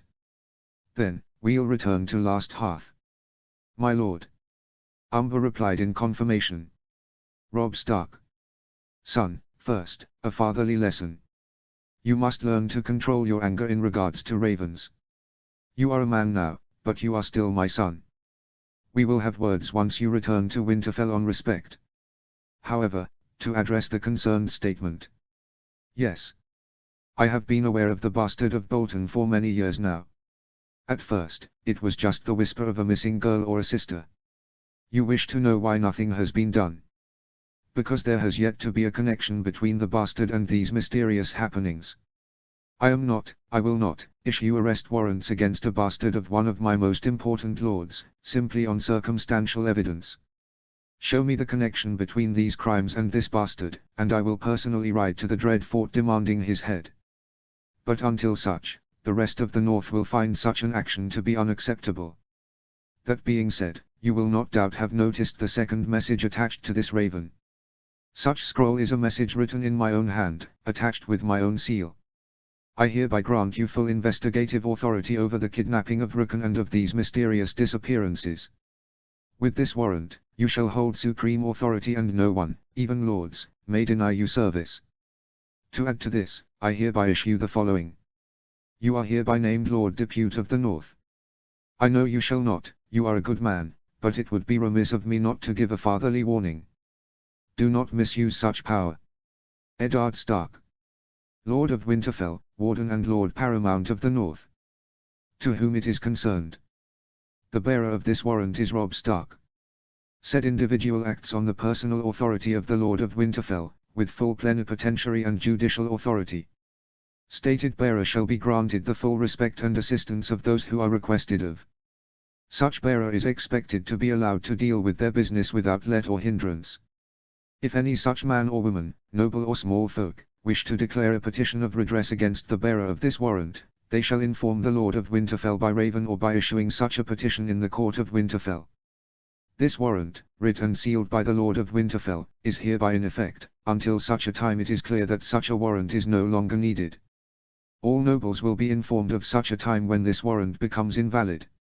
Eddard Stark, Lord of Winterfell, Warden and Lord Paramount of the North. To the Lords of the North. It is with great pleasure that I inform all my good lords and ladies, of a recent appointment. My son and heir, a man true and noble that many of you fought with, has proven himself to be a good man and capable administrator. To better prepare him for lordship, I hereby declare him as the Lord Depute of the North. With such a title comes immense duties and rights. As Lord Depute, Robb Stark will be empowered with supreme authority as one could expect from a Lord Paramount, short of the power of attainder. A command from my son shall be considered a command by myself. Eddard Stark, Lord of Winterfell, Warden and Lord Paramount of the North. Chapter 7, Would You Be a Man? Chapter Text 310 AC. Samsin Stark. Open the gates. Open the gates. He heard guards call out. Samsin stood in the inner bailey of Moat Cailin. He had arrived only a se'night previous, to serve as a ward under his uncle, Lord Edwyle. To his left stood said uncle as well as Aunt Roslin. Immediately left of him was his little cousin, Ronal. To the right of him stood Cleesewin, heir to his family's castle.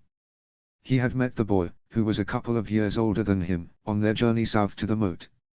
He was an all-right lad. Further down the line stood Goran Glover, Biron Tallheart, and at the end, Rian Forrester. But none of the boys had time to really get to know each other, as they all arrived only recently. The reason for the entire household to gather in the bailey. None other than the arrival of a prince of the blood. Raymond Baratheon was currently second in line to the Iron Throne, only after his father, the Prince Regent, in succession. The large, ironwood gates that defended the southern gate, were opened. Riding in first came a number of mounted men-at-arms and banner-bearers and other men. Then, 2 riders in gilded, white armor. Kingsguard. His father and grandfather taught him about the Brotherhood. Grandfather turned angry when he asked about the White Bull and the Sword of the Morning and others. He didn't know why, but grandmother and father simply shook their heads.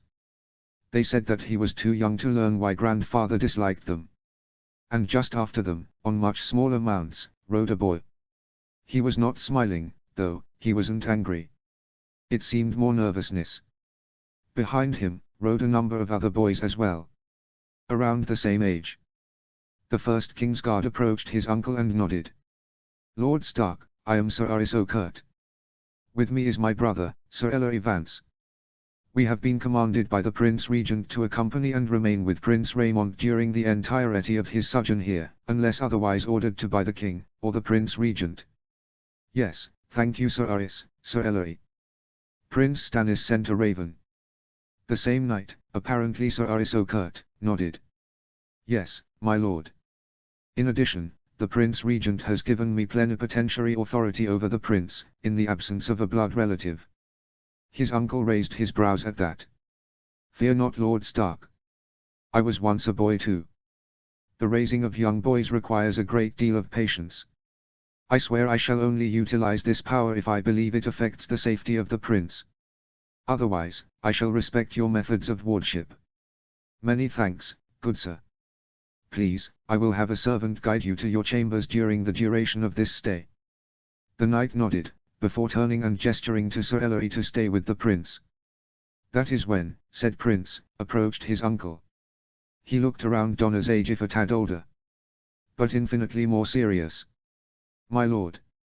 The young prince began, in a voice different than one would expect. Samsin thought perhaps he was trying to emulate his father in some way. Thank you for the welcoming. Samsin assumed his uncle caught on to the nervousness of the young prince. He allowed the prince to relax when he let out a chuckle. Thank you, my prince. But set your nerves. This is the North, where men and women are free with their thoughts. Please, introduce me to your companions. For the first time since the prince entered the castle, he smiled. Evidently the southern boys had longer to get to know each other. This is Gunthor Hightower, son and heir to Sir Baelor Hightower. Uncle Edwyle gently shook hands with the young boy. He moved down the line further. This is Alan Blackwood, young son to Lord Blackwood. John Egan, son of Sir Vardis Egan, and Carlton Buckwell, heir to the Antlers. Samsin examined the boys. Gunthor of the Hightower seemed to share the prince's anxiety. A young boy, he let the prince have the courage to speak with a lord in his own castle. John Egan seemed to brave from his stance, ready to take on anything. Not in a superfluous way, but in an admirable way, admirable for a child at the least. Alan Blackwood seemed to be in shock. Having grown up in his keep of Raventree Hill, the towers and walls of Moat Cailin must have put wonder in the boy's heart. Steffon Seaworth looked around, as if he felt he shouldn't belong here. Samsin was told by his grandfather of Steffon's father. He had been a small folk before his heroic actions during the rebellion, and his wise counsel during the Lions' War. Only Carlton Buckwell seemed disinterested. Looking all around with disgust, no doubt a southerner through and through. Thank you my prince. His uncle responded. You have all had a long journey. Please, take the rest of the day to relax and rest. We will have a welcoming feast prepared for the evening. My thoughts were to allow you and the boys to get to know each other on the morrow. And what of the lessons? Samsin had been told by his grandfather and grandmother of the Prince Regent. Apparently, he was a dutiful and just man, but a humorless and serious one. It seemed this rubbed off onto his son. Fear not my prince. On the second day, I will subject all of you to a strict regimen of lessons, warcraft, sparring, and other necessary skills. His uncle straightened himself and broadcast to the bailey. My son, Ronald, and nephew Samsin, will welcome you and direct you to your chambers. Now, if you'll excuse me, I have lordly matters to handle of. Samsin watched as his uncle nodded to the prince, the Kingsguard, and Aunt Roslin before turning and leaving the courtyard. Ronald, Samsin, why don't you two introduce yourselves? His aunt encouraged. Hi. Ronald began happily. Father says you will stay here over a year. Can you believe that? We're going to have so much fun. Samsin grinned but didn't laugh. He approached and bowed from his head, remembering his courtesies from his grandmother. My prince. You will have to apologize for my cousin. He is excitable. Mama. Did cousin Sam call me a bad word? Ronald looked confused. His aunt had to hide a laugh herself. No my dear boy. Samsin simply said that you enjoy life and having fun. Well met, Samsin. The prince held his hand out to shake as his cousin and aunt spoke. Samsin then met all the other boys that had traveled with the prince. Your grandfather should be here. Raymond is a prince of the blood. I will make sure my father is aware of this reception. And that was of course Carlton Buckwell. He noticed his cousin's face scrunch up like he was going to cry. Samsin stepped forward to engage. That is Prince Raymond to you. You are a long way from the Crown lands. I'd suggest you get used to the first men of the north. Otherwise, the young boy challenged. Otherwise the next few years will be immensely difficult for you. Said Prince spoke. Calm down, Carlton. Lord Stark did not cause offense. My father spoke of him with great respect. Samsin's heart gladdened at that. He would be sure to send a raven to Winterfell to his father and grandfather, informing them of such talk. The other southern boys also turned their lips and rolled their eyes at the Buckwell's attitude. Samsin was under the impression that even the others found his company hard to keep. Each of the Southerners retainers began escorting their boys to their rooms under the direction of servants. But the prince remained in the yard with him. I must apologize for Carlton's behavior, my lord. Please, call me Samsin. Only if you call me Raymond. It's a deal. Both boys smiled as they shook hands. Samsin had a feeling that the next few years were going to be great fun. I don't know if you've heard Raymond, but your royal uncle is riding north as we speak. Uncle Bobby. The prince's voice lightened to a degree that was expected for his age. My uncle Edwyle received a raven from my great-uncle, the Lord Tully. His Grace left Riverrun a number of days ago. Last word was that he had passed the twins.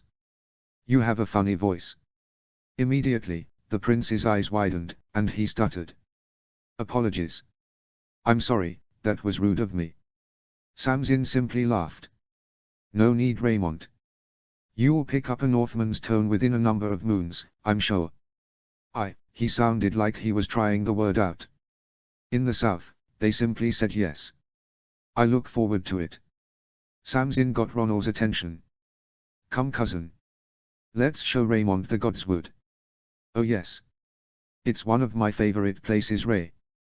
Ronald had already assigned a nickname to the prince. Before either could respond, Ronald ran off, no doubt excited to show the Godswood. Samsin and Raymond followed after him. Sam decided to begin conversation as they journeyed. Raymond. Yes. I am curious, what have you heard of my lord grandfather, of my father? You speak truly. The prince gave him a look of shock. Everyone in the capital knows of the Quiet Wolf and the Young Wolf. They're my favorite stories. I remember that Uncle Bobby would tell stories of when he was a boy, about how he was raised in the Eyrie under John Arryn. Oh, all I would ever want to hear was of the demon and the wolf. One time, I was sneaking in the Great Hall, when I wasn't supposed to. I overheard two lords from the Crown lands talk of what they called business. I didn't catch the whole conversation, but one of them said, "Are you japing? If you do that, we need not worry about the usurper or the Prince Regent, but the damnable Quiet Wolf." I don't know what those words mean, but I know that the Southerners are pissed scared of your grandfather. Samsin smiled at that. He had grown up being told how the South treats the North with nothing but contempt. It was heartening to hear that some still held respect for his home. Even father, who sometimes even makes Mama nervous because of his seriousness, said good things of Lord Stark. And my father. Oh yes. Sir Barristan would teach me all the battles that Robb and Edwyle Stark waged during the Lions' War.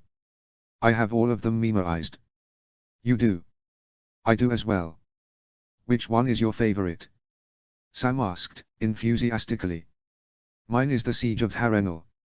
It was brilliant. Mine is the battle in the Blackwood Vale. But Harrenhal is so much better. Finally, you two are here, I've been waiting forever. Ronald rounded the corner when they finally reached the Godswood of Moat Cailin. The boys had taken the next day to truly meet. Samsin discovered that much like the prince, Alan Blackwood was raised by his father with stories about his own house. John Egan was a fearless and adventurous boy. John enjoyed the most martial pursuits. And Gunther Hightower enjoyed the smell of flowers. Something the other boys picked him on, but Samsin thought nothing of it. Stefan Seaworth was interested in naval pursuits. Unfortunately, Moat Cailin was not close to a significant body of water to effectively teach such pursuits. Cleisewin enjoyed riding horses. He once had wished to be a knight. However, his father, Lord Sewin, had verbally thrashed the boy so loudly, that Clee never brought it up once more. He no longer wished to be knight, however he was still interested in mounted warfare. Rian Forrester is a proud lad. Proud of his house, his family, and the first men in general. He scares easily though. Goran Glover was among the oldest of the boys sent to the moat. He was taller than average. He was already well trained with the blade but was no master.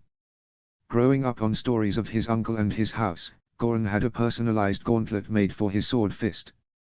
It was of strong steel. It had small spikes, no longer than fingernail, but on bare or unarmored flesh, it would no doubt cause great pain. Biran Tallheart was the oldest boy at the moat. In reality, he was already of age to be a man, only, he had not yet shed blood in battle. To the first men of the north, the true marker of becoming a man. But it was now the second day since all the parties had arrived to Moat Cailin. And his uncle certainly did not break his word. Each boy had their own room, yet they were all located in the same wings of the same tower. Today, Sir Winfrey, the master-at-arms of the moat and his aunt's brother, entered the tower with a number of men-at-arms and began slamming the doors open and bringing lit torches in the otherwise dark rooms. Get up. Up now. What if this was an Ironborn raid? You would all be dead already. This is how 12 boys found themselves standing in line in the main yard of the moat. The sky only began to show the light of the rising sun. Few servants were up, let alone the higher-class people. But before them stood Sir Pywin, Willard Mandel and Will Hartley, sworn warriors to Moat Cailin, and Edwyle Stark. All 4 of the men were gazing at the boys with disappointment. Why was there no sentry posted to your chambers or the wing? No one spoke. Why? His uncle yelled. My lord. Alyn spoke. Voice fearful. We weren't told. Weren't told. Is that what you will tell bandits when you sleep under the stars? Will you tell Ironborn to give you pause so you can prepare? Before any of the boys could retort, his uncle nodded to the other 3 men. They seemed to understand the silent exchange. Samzin couldn't be sure, but he swore he saw the 4 men try and hide smirks under their otherwise stoic visages. Uncle Edwyle turned and left. Sir Pywin and Will and Willard stepped forward. Your lack of preparation could have meant the death of each and every one of you. As such, all 12 of you will exit the north gate. You will run the perimeter of the castle. All 12 of you will return before the sun has completely risen. Carlton, ever the bravely stupid boy, retorted or. Sir Pywin directed a gaze of amusement. Or none of will have the right to break your fast. Silence reigned as the 12 boys, including a prince of the blood, heard that. Then, all of them continued to pay attention to the southerner-turned Northman. Sir Pywin widened his eyes and gestured for the gate. What are you waiting for? The sun certainly isn't waiting. Samzin never ran so fast in his life. He felt as if he was ready to cough up a lung. Moat Cailin was not a small castle. Far from it actually. But he had made it. He had entered through the north gate once more. The sun still hadn't raised itself completely from its slumber. Waiting for them was Sir Pywin, Will and Willard. As well as the steward of Moat Cailin, Gable Fenn. Before the steward was a long table. Situated were portioned plates of eggs, black sausage, and crispy potatoes. Once most of the boys regained their breath, John Egan stepped forward to take some food to break his fast. What do you think you are doing? Sir Pywin asked. Sir. You heard what I said. I did, but forgive me sir, I am confused. You left to run with 12. Yes. I only count 11. All the boys turned and realized that Alyn wasn't with them. A moment later, Alyn slowly jogged into the castle, heaving. I said that you would have the right to eat if all 12 of you arrived before the sun broke. He turned to the steward. Gable, I'm sure you can find some servants who wish for a larger breakfast. Gable Fenn quietly nodded and had servants gather the food to have it eaten somewhere else. All of the boys gazed at the rapidly retreating food as if it were an angel coming from the old gods themselves. It was quiet in the yard for a moment before Superwin grinned. Well, who's ready for some sparring?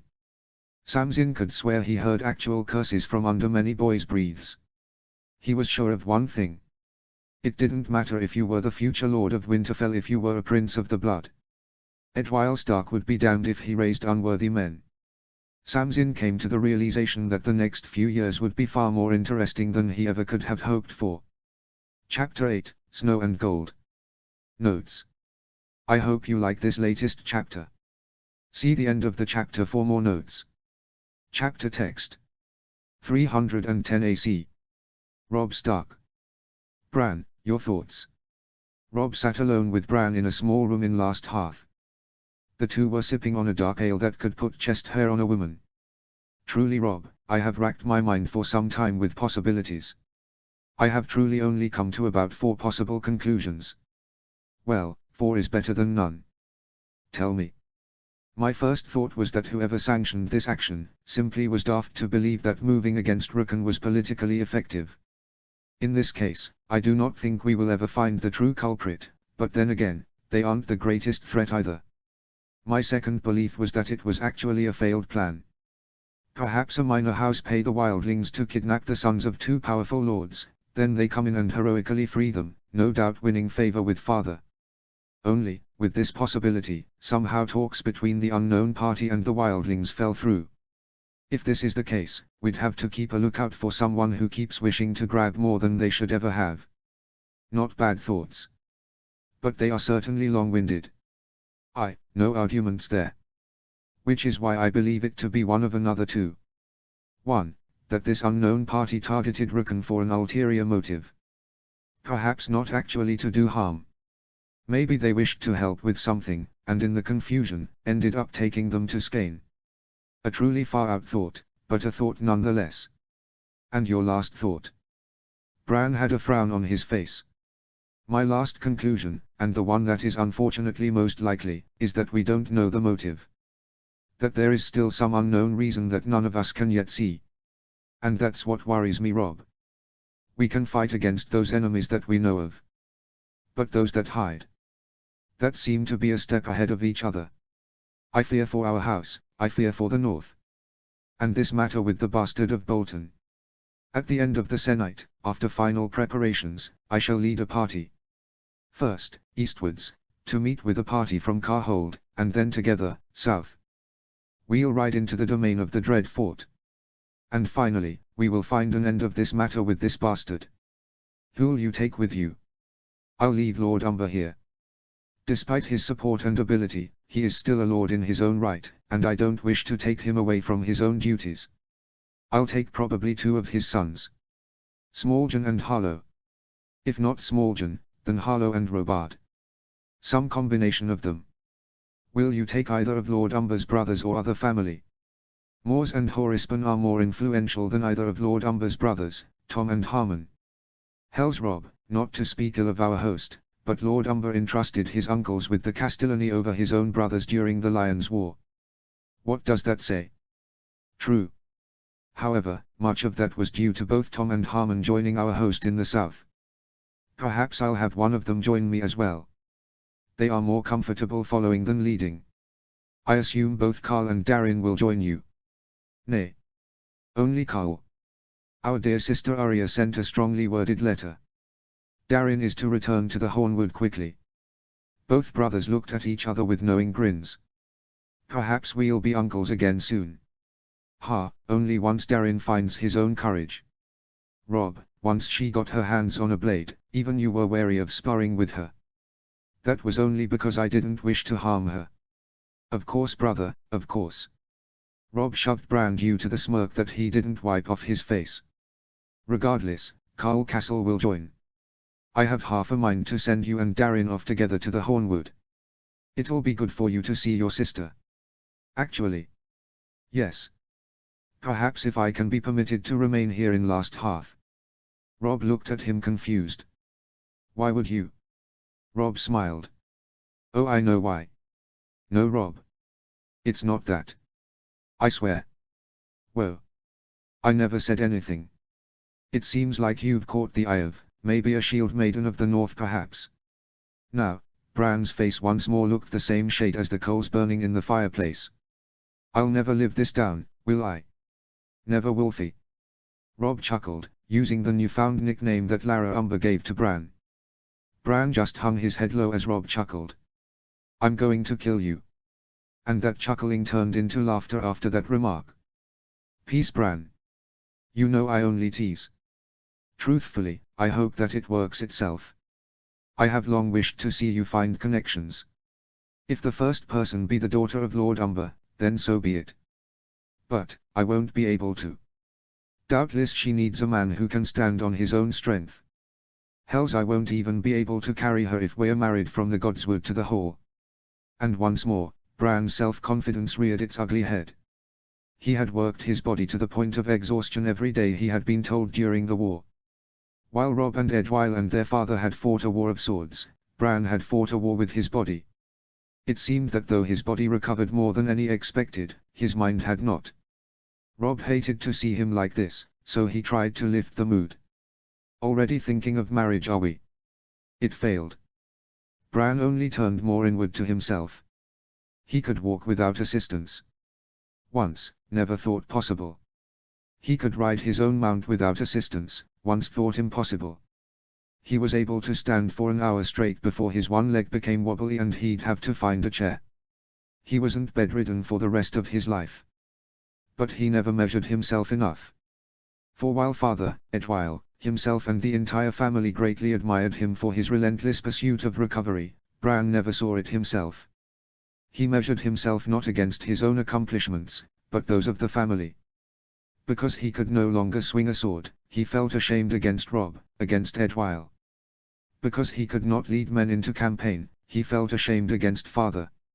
And it saddened Robb. Because deep down, he knew that if the same thing ever happened to him, he didn't think he would have the courage and strength that Bran had. He cleared his throat, moving the conversation along. "Well, anyway, I will also bring 2/3 of the guardsmen that we brought.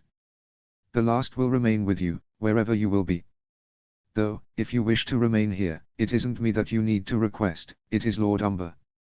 Bran seemed thankful that the topic had moved on. "And what about the Karstark party?" "Unknown fully. Once again, I'm sure that Lord Karstark will remain in Carhold due to his responsibilities. Harry On's wife, Dana, formerly of House Slate, just gave birth to their first child a moon ago. A son, if I remember, Bernard. As such, Harry On will likely remain in Carhold as well. In any case, I imagine Torren will lead their party. If not Torren, then definitely Arnulf or one of his sons. Lord Karstark will doubtlessly wish that at least one of his house lead their party. Will you send word to the Mandaealis or other bannermen to join from the south?" "Nay. I wish to show a strong front when we march into the Dread Fort's domain, but too much and it will seem of an invasion. I'll send a raven to White Harbor informing them of the situation, but past that, I won't call on their men unless I require them. Have care, Robb. Lord Bolton is a dangerous man, nonetheless. I'd have White Harbor and their own bannermen prepare their hosts, if not a portion of them anyways. If Lord Bolton is in on this, then you may not have time rouse reinforcements." Robb once more wished to point out the intelligent tactical thinking of Bran, but knew that it would only send him in a morose mood once more. "Aye, you have the right of it. But Lord Mandaealis' size extends to his head, not just his girth.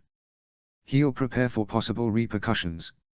He's loyal and intelligent, best qualities in a bannerman." "Very well." With that, both Starks slapped their legs and stood up, Bran more shakily than Robb on account of his injury. As most young men find, you don't realize how much you've drank until you stand. Once reached their apex, both were shaky, and not because of wounds or injuries. "Gods damn it!" Robb muttered. The ale of last hearth made Robb wonder how Lord Umber was ever able to accomplish anything if this is what he has been drinking. "Good night, Robb." "Night, Bran." Tyrion Lannister. If he could speak to his younger self, he'd no doubt be called a liar. When he was still only a young lad, the dream of being the heir to Casterly Rock and all of its additions, would have made Tyrion cry, doubtless it was some cruel tease. But now, he had royal warrant cemented in war. Tyrion Lannister, and no other, was the heir to House Lannister. When the war had first ended, he had still been in King's Landing. He had initially been worried that with the absence of Eddard Stark, Stannis Baratheon would try to move against him. He was never anything but vocal in his opinion that Tyrion should share the punishment his family had. However, no matter how much Stannis believed something true, only one thing could overcome it: his incessant duty. Eddard Stark had left him as acting hand of the king. Stark was still the actual hand, and as such, would not overrule his decision. Politically, it would do nothing but show the weakness of the crown. Something that once more, Stannis wished less than he wished Tyrion to be punished. Once news that Tywin Lannister had agreed to the peace reached the city, Tyrion was gobsmacked. He had purchased the service of 3 whores that night. It was a night of celebration doubtless. The next day reality hit. Stannis had demanded when Tyrion would resign from the small council to return to the west. He decided that the west had waited a long time and could wait a little more. Tyrion responded that he would serve the crown until asked to leave, either by the king, or the royally appointed hand of the king requests so. Stannis had ground his teeth at that. Tyrion remained as master of coin for a number of years after the end of the Lions' War. Despite the taboo that surrounded his family name, he was able to recover a small degree of dignity.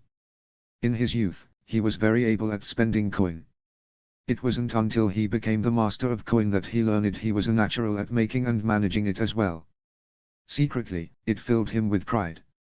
Handling the finances of the crown was immense. How hard could the finances of Casterly Rock be? Oh, how he learned later.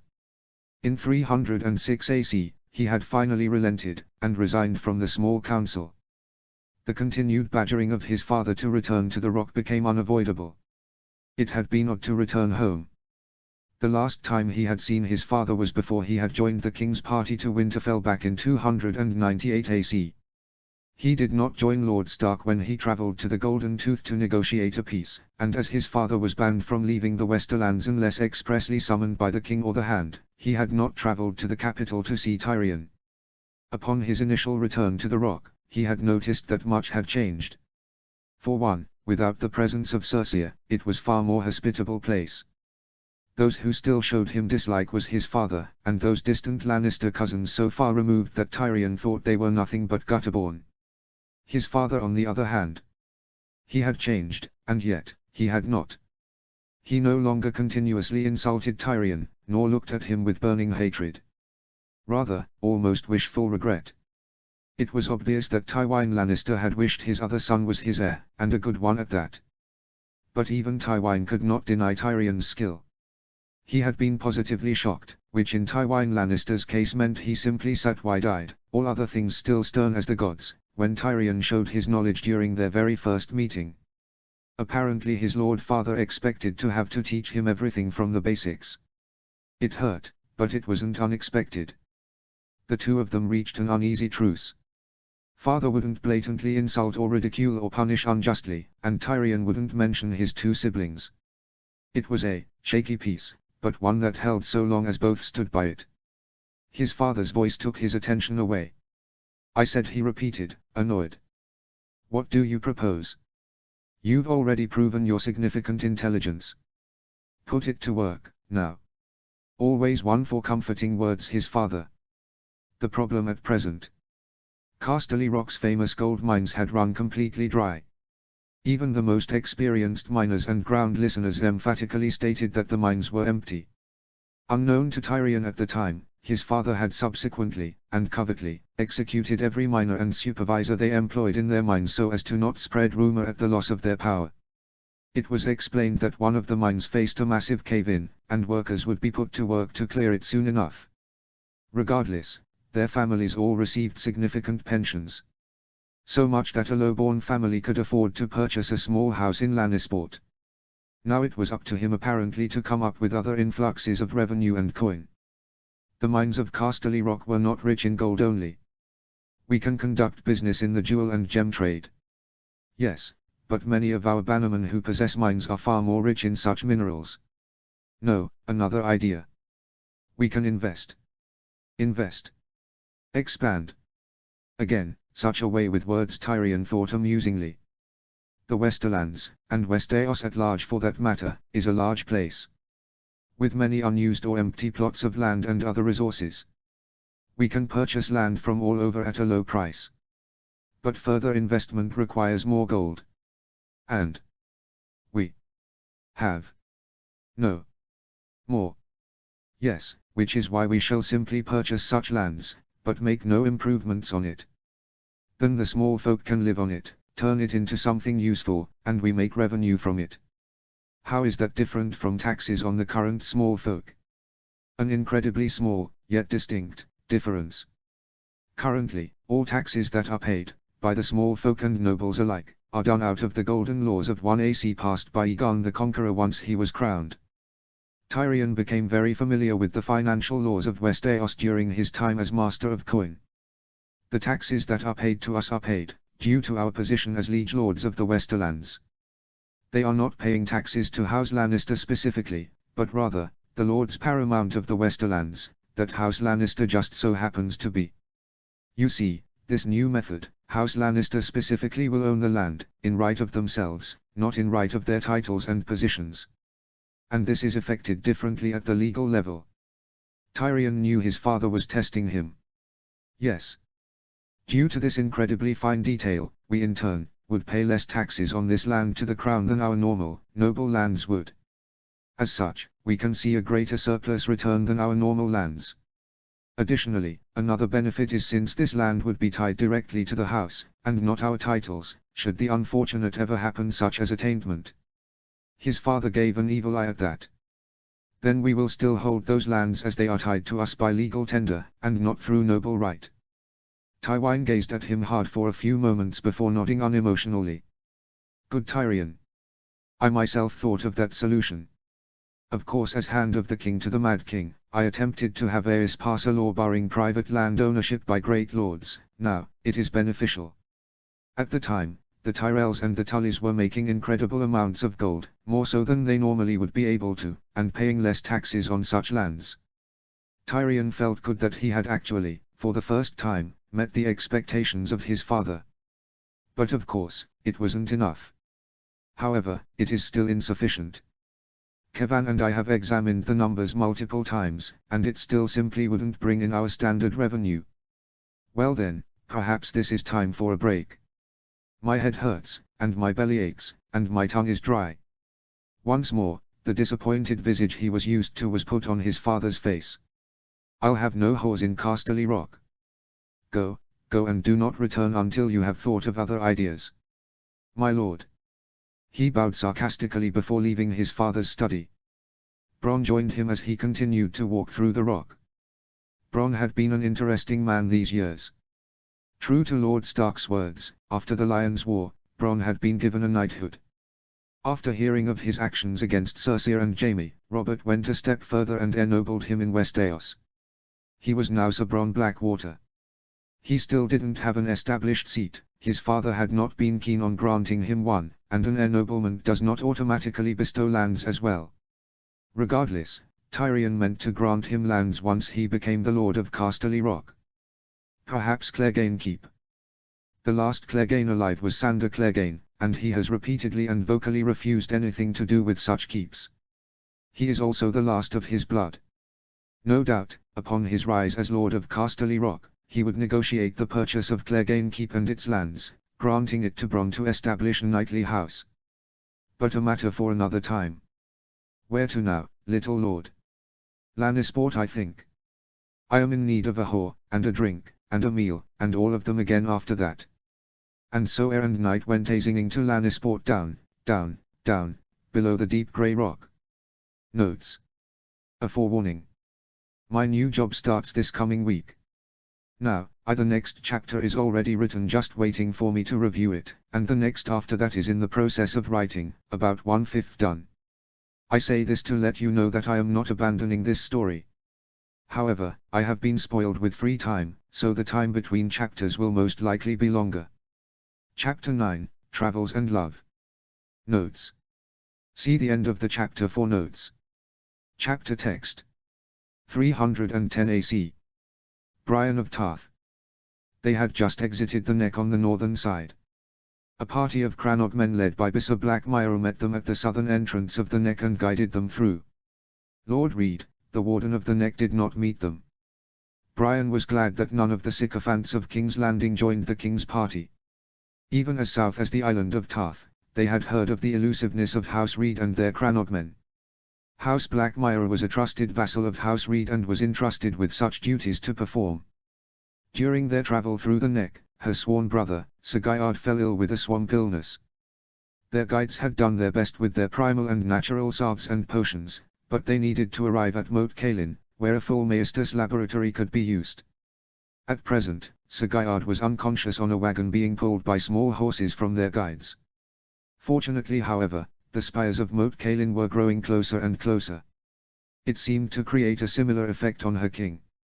The closer to the north that their party travelled, the better the mood the king became.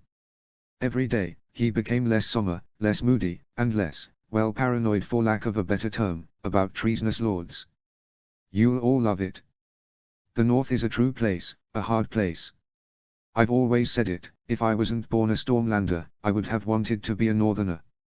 Robert roared from atop his mount. Why do you adore them so, father? The Neck was a disgusting place. Looking around the land now, it doesn't seem to have much allure. Listen, son, listen well. Robert took a tone of teaching. No doubt he intended this to be a journey of many lessons. The hardship of this land is what is so important about it. No doubt Lord Stark will be able to tell you more, but this place, it has a way of narrowing men and women down to their true selves. The king once more fell into a somber mood, staring into the horizon, doubtless, thinking of memories long ago. Soon enough, their small party had reached Moat Cailin. The gate was already open, but due to the king's presence, a large party had already organized within the castle's main bailey. The most notable individual that Brian first noted, was a man, broad of shoulder, dark brown of hair. It went down to his shoulders. Dark leather and linen and fur clothed the man. A ceremonial steel gorget decorated his upper torso and neck, a running direwolf embossed on the front. A long sword strapped to the left of his him. Brian was not well versed with the specific Starks, but this was obviously a member, no doubt. She assumed it was Edwyle Stark, the Lord of Moat Cailin. As their small party came to a stop, Robert swung from his horse and landed on the ground with a great huff of air. At once, all in the courtyard bent, and kneeled. It was then that Brian noted the many children in the welcoming line as well. Robert motioned for the castle occupants to rise. Moat Cailin is yours, your grace. You must be Edwyle. I remember you, gods, you look just like your father when he was younger. This is my lady wife, Roslyn, and my son, Ronal. The king kissed Lady Roslyn's hand and scuffed the hair of Ronal Stark. And, I do believe you know your nephew. Your grace. Brian noted Raymond Baratheon. He was trying to older than he was. Obviously the king observed this too and laughed. Relax, lad. If I wanted more of your father, I'd have stayed in the capital. At that, young Prince Raymond finally smiled and gave his uncle the waiting hug. Robert laughed as he hugged his nephew back. There's the Baratheon storm I know. And so, down the line, the king was introduced to all the notable members of Lord Stark's household and wards. After such a time, she found herself beside the king in Lord Stark's solar. As Sir Guyard was now in the Maestus laboratory, it fell to her to solely defend the king. Across from the king sat the son of his best friend. Lord Stark, gods, it sounds odd to say to any other than your father. Make no mistake, your grace, I say the same as well. It is odd. Regardless, my lord, have no worries about long-held ceremonies and great feasts. I have no intention of partying until I have reached Ned. She saw, out of the corner of her eye, Edwyle Stark try and hide a small smirk. Of course, your grace. However, I insist that you take the comforts of the moat until your other Kingsguard is better. Ah. Robert waved him off. Another 2 guards remain here for my nephew, I'll take one of them and continue northward. Very well, your grace, my lady wife would be remiss to not entertain you at least lightly before you depart. Of course, of course. I'll stay for 2 days. I would like to inspect my nephew and his friends during their training. On the 3rd day, I continue north. All right. In the meantime, I noticed the presence of your bastard. Perhaps for the time you are here, he can complement my sworn swords. There is a small band of outlaws just east of here. I had planned to send a force on the morrow. Perhaps he can join. It'll be good for him to meet new lads. Anything else, Lord Stark? No, Your Grace. Fine.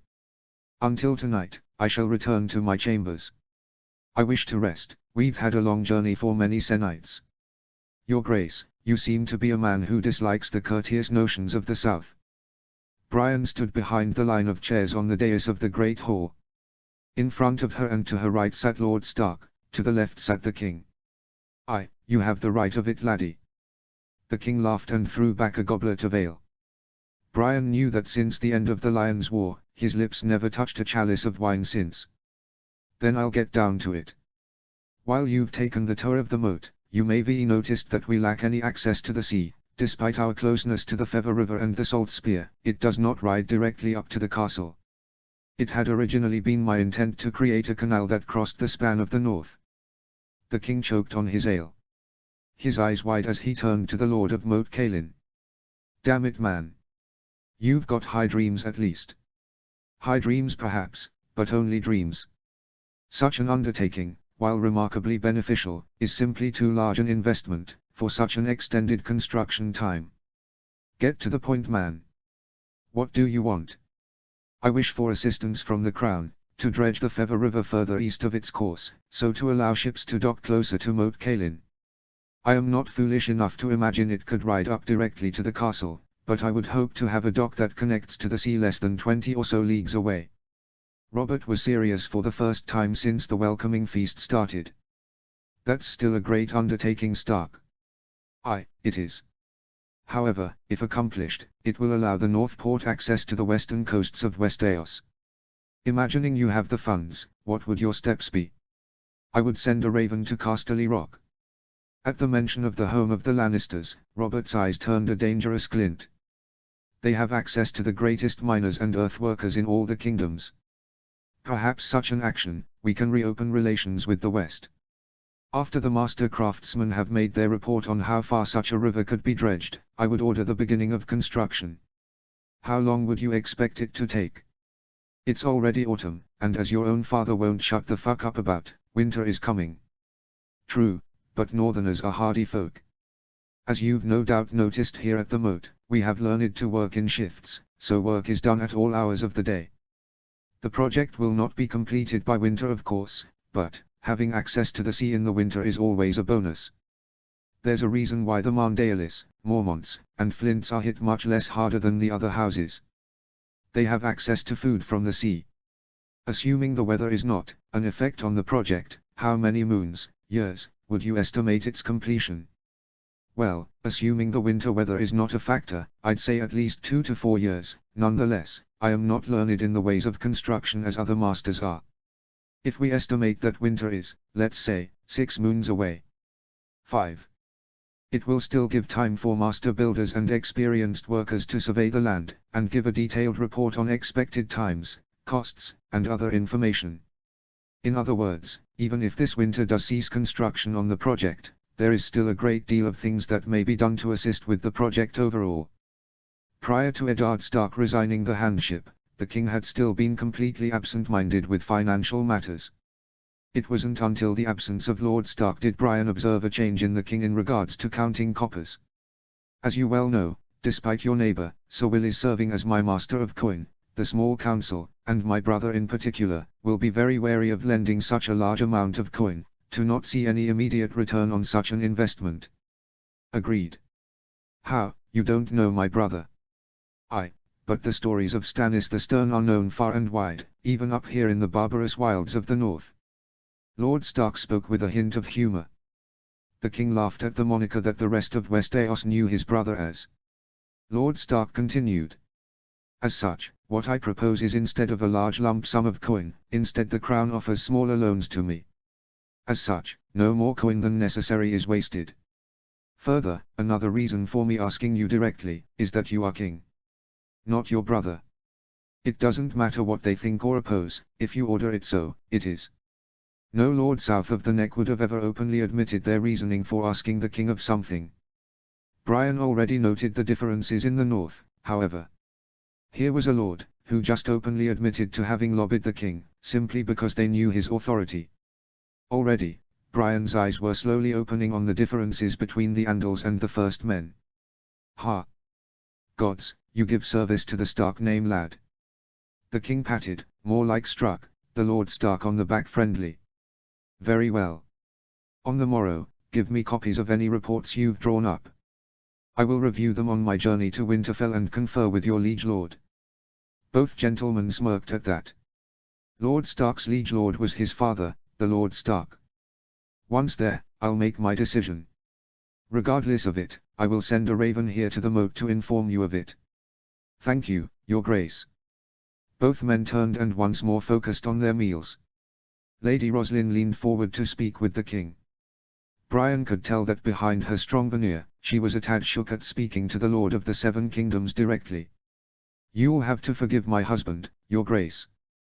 The woman said in good humor. He's all his father, this one. Ha! More so than you even think, my lady. Eddard Stark, fuck, even in our childhood, he would call me lord and what not. Even after a night on the taverns. The night continued on in mild cheer. The children were mainly focused on their own. Brian could tell a camaraderie had formed between them.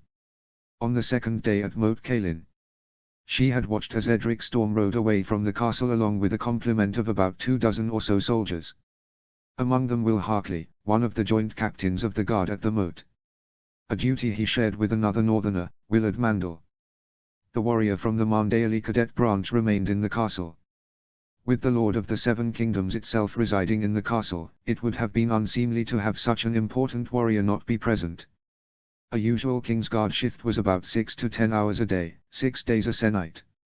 However, due to Sir Gaiard's illness, Brian had technically been on duty for close to 5 days straight.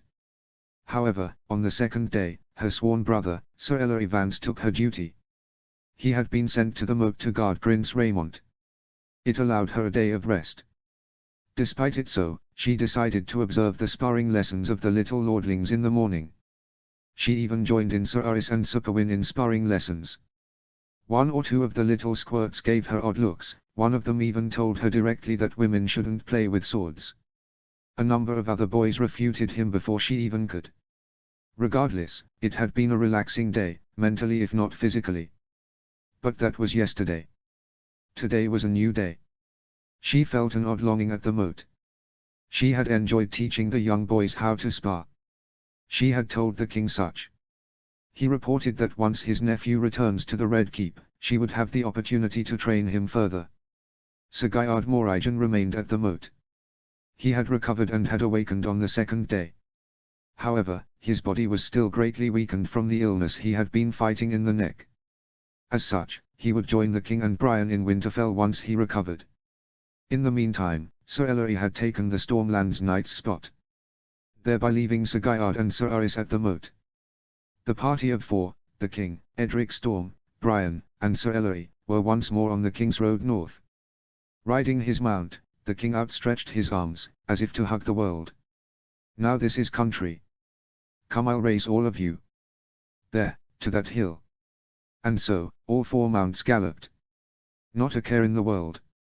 In the icy north, laughter and joy was hard to come by, far better to take it when one could get it. Eddard Stark. Ravens, Ned. Eddard looked up. Before the doorway of his solar, stood his beautiful wife. The years have been kind to her. She, like him, was in her 4th decade, soon to her 5th. And yet, where he had a number of graying hairs, lined skin, taunt and dry skin, she still held her beauty. Where he was dulling, she was brilliant. Where she was graceful, he was awkward. Truly a gem of the world. Now, it was just the two of them in the solar, no one else. He grabbed her and pulled her down onto his lap. She let out a yelp, before playfully slapping his chest. You did that years ago, and we'd have another child on our hands. She japed. Eddard was glad that she had loosened up from her southern upbringing. News. A number of ravens from houses reporting new childbirths. Oh. How wonderful. Caitlin had always loved children, even those that weren't hers. However, These are all those children named after me or Rob or Edwile. Oh, shove off you. It's a great honor. You should be happy that your bannerman thinks so highly. Ulf Burley explains his firstborn son's name is Eddard. Artos Condon, Lord Alwyn's brother's firstborn son is Rob Condon. Jace Flint's twin daughters are named Edara and Edwila. By the gods, Cat, how do they think so highly of me and ours? She used her hand to turn his face towards hers. It's because they love you, Ned. You're a good lord, and a good man. Cat was well aware of his feelings towards lordship. He never felt as if he was enough. It should have gone to Brandon. But here she was, picking him up when he needed it. How is Jory's wife? In the years since the Lions' War, Sir Roderick forced his nephew to settle and finally marry.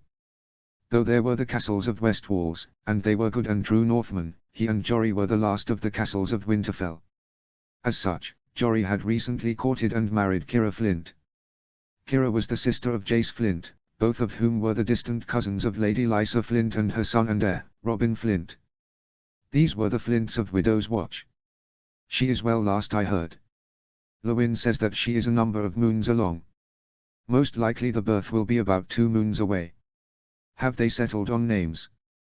Jocelyn if they have a girl, Carewood if a boy. Carewood, Carewood, Carewood. Eddard sounded it out. Not a tradition northern name, but a strong one. And fitting, I think. Any other letters? 2 from Last Hearth and 1 from Moat Cailin. And one last one from Riverrun. Riverrun. No doubt my uncle complains of my brother. Actually. Quite the opposite. The raven is from your uncle the Blackfish. However, he wrote this as the Castellan of Riverrun. It seems that your brother's wedding has come to fruition. Only a year ago, Edmure Tully engaged in a progress of the Riverlands.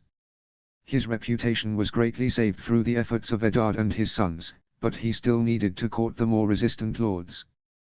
During this time, he met and became enamored with a lady from House Root, Bethany. They married shortly after. Following Edmure's excitable nature, he made sure to wed so quickly so as not to give time for guests to arrive. He reports that the Lady Bethany gave birth to a healthy baby boy, and your brother decided to travel to Lord Harroway's town to allow his wife to relax with family. Oh. It's been so long since I've been able to coddle some nieces and nephews. What did they name him? Sir Bryndon writes that they named him Ambrose, after your and Edmure's grandfather. He reached over for another letter. And these are from Last Hearth. Cat perked up at that, maneuvering her body in a way so she was facing him completely. Word from the boys. Bran's raven reports that he is remaining at Last Hearth at the kindness of Lord Umber. His raven is short and direct. Unlike him. Rob reports that, oh what? Has harm befallen him? Cat looked close to panic. No. Have no worry. Only, he reports that he will leave Last Hearth with a party from Carhold to enter Bolton territory and hunt down this investigation wherever it may lead. He let out a chuckle as he read the last letter silently. What now? Cat almost whined. Rob expands on what Bran didn't. According to Rob, Bran has caught the eye of one Lara Umber, the eldest daughter of the Great Yon. Oh gods, it's happening. Both stood up and embraced. They have both waited so long for Brandon to find a woman to find interest in, or to be returned. They settled down and Eddard opened the last scroll. Edwile reports that the king has left Moat Cailin. He estimates that the king will arrive in about a fortnight or less. He writes that there is no need to prepare a large feast. He says that this visit is far different from the first one many years ago. Only 4 riders in total. He reports that the king didn't touch a drop of wine at all during the feast. Edwile knows nothing about hosting a king then. Cat stated proudly. She turned to leave, no doubt to go to Steward Pool to begin preparations, when he lashed out and grabbed her wrist. Ouch. What in the hells are? She was cut off when he leaned her in for a kiss. They eventually pulled away and Cat let out a long sigh. He looked her in the eyes. Have you moon tea?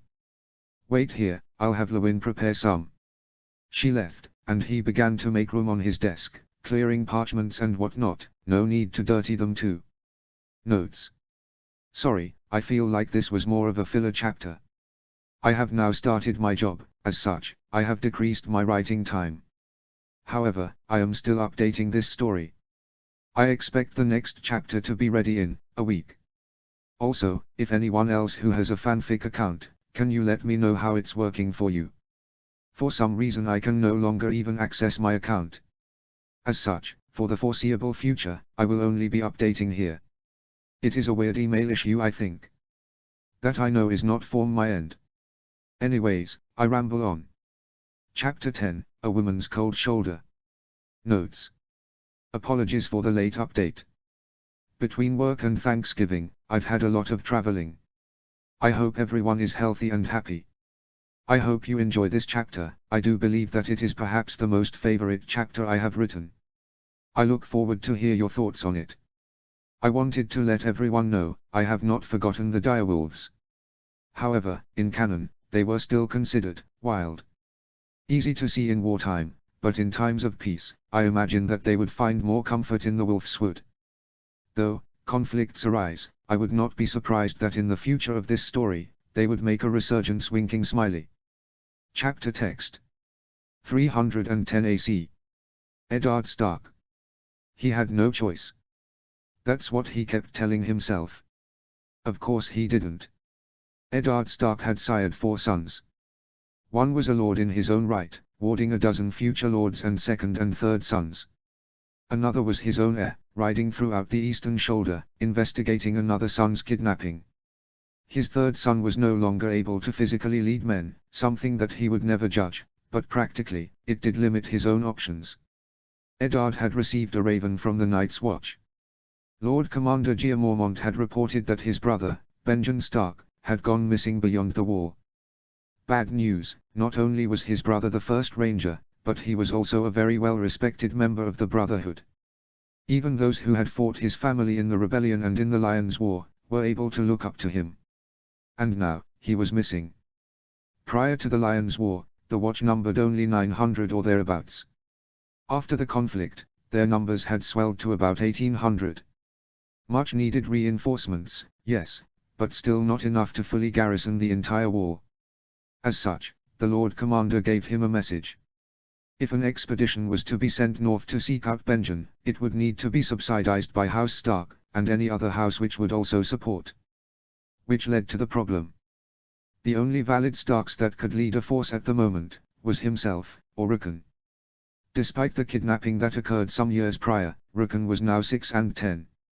Already, he was a great warrior, if not a little impulsive. And Eddard, he would throw himself on a fire for any of his children, and yet, the king was only a sennight away. Any king is hard to refuse, Robert Baratheon even less so. And so, Eddard had reached the difficult decision. He would raise a portion of his host.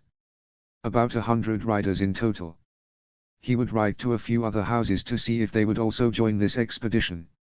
Perhaps House Umber, or perhaps some mountain clans.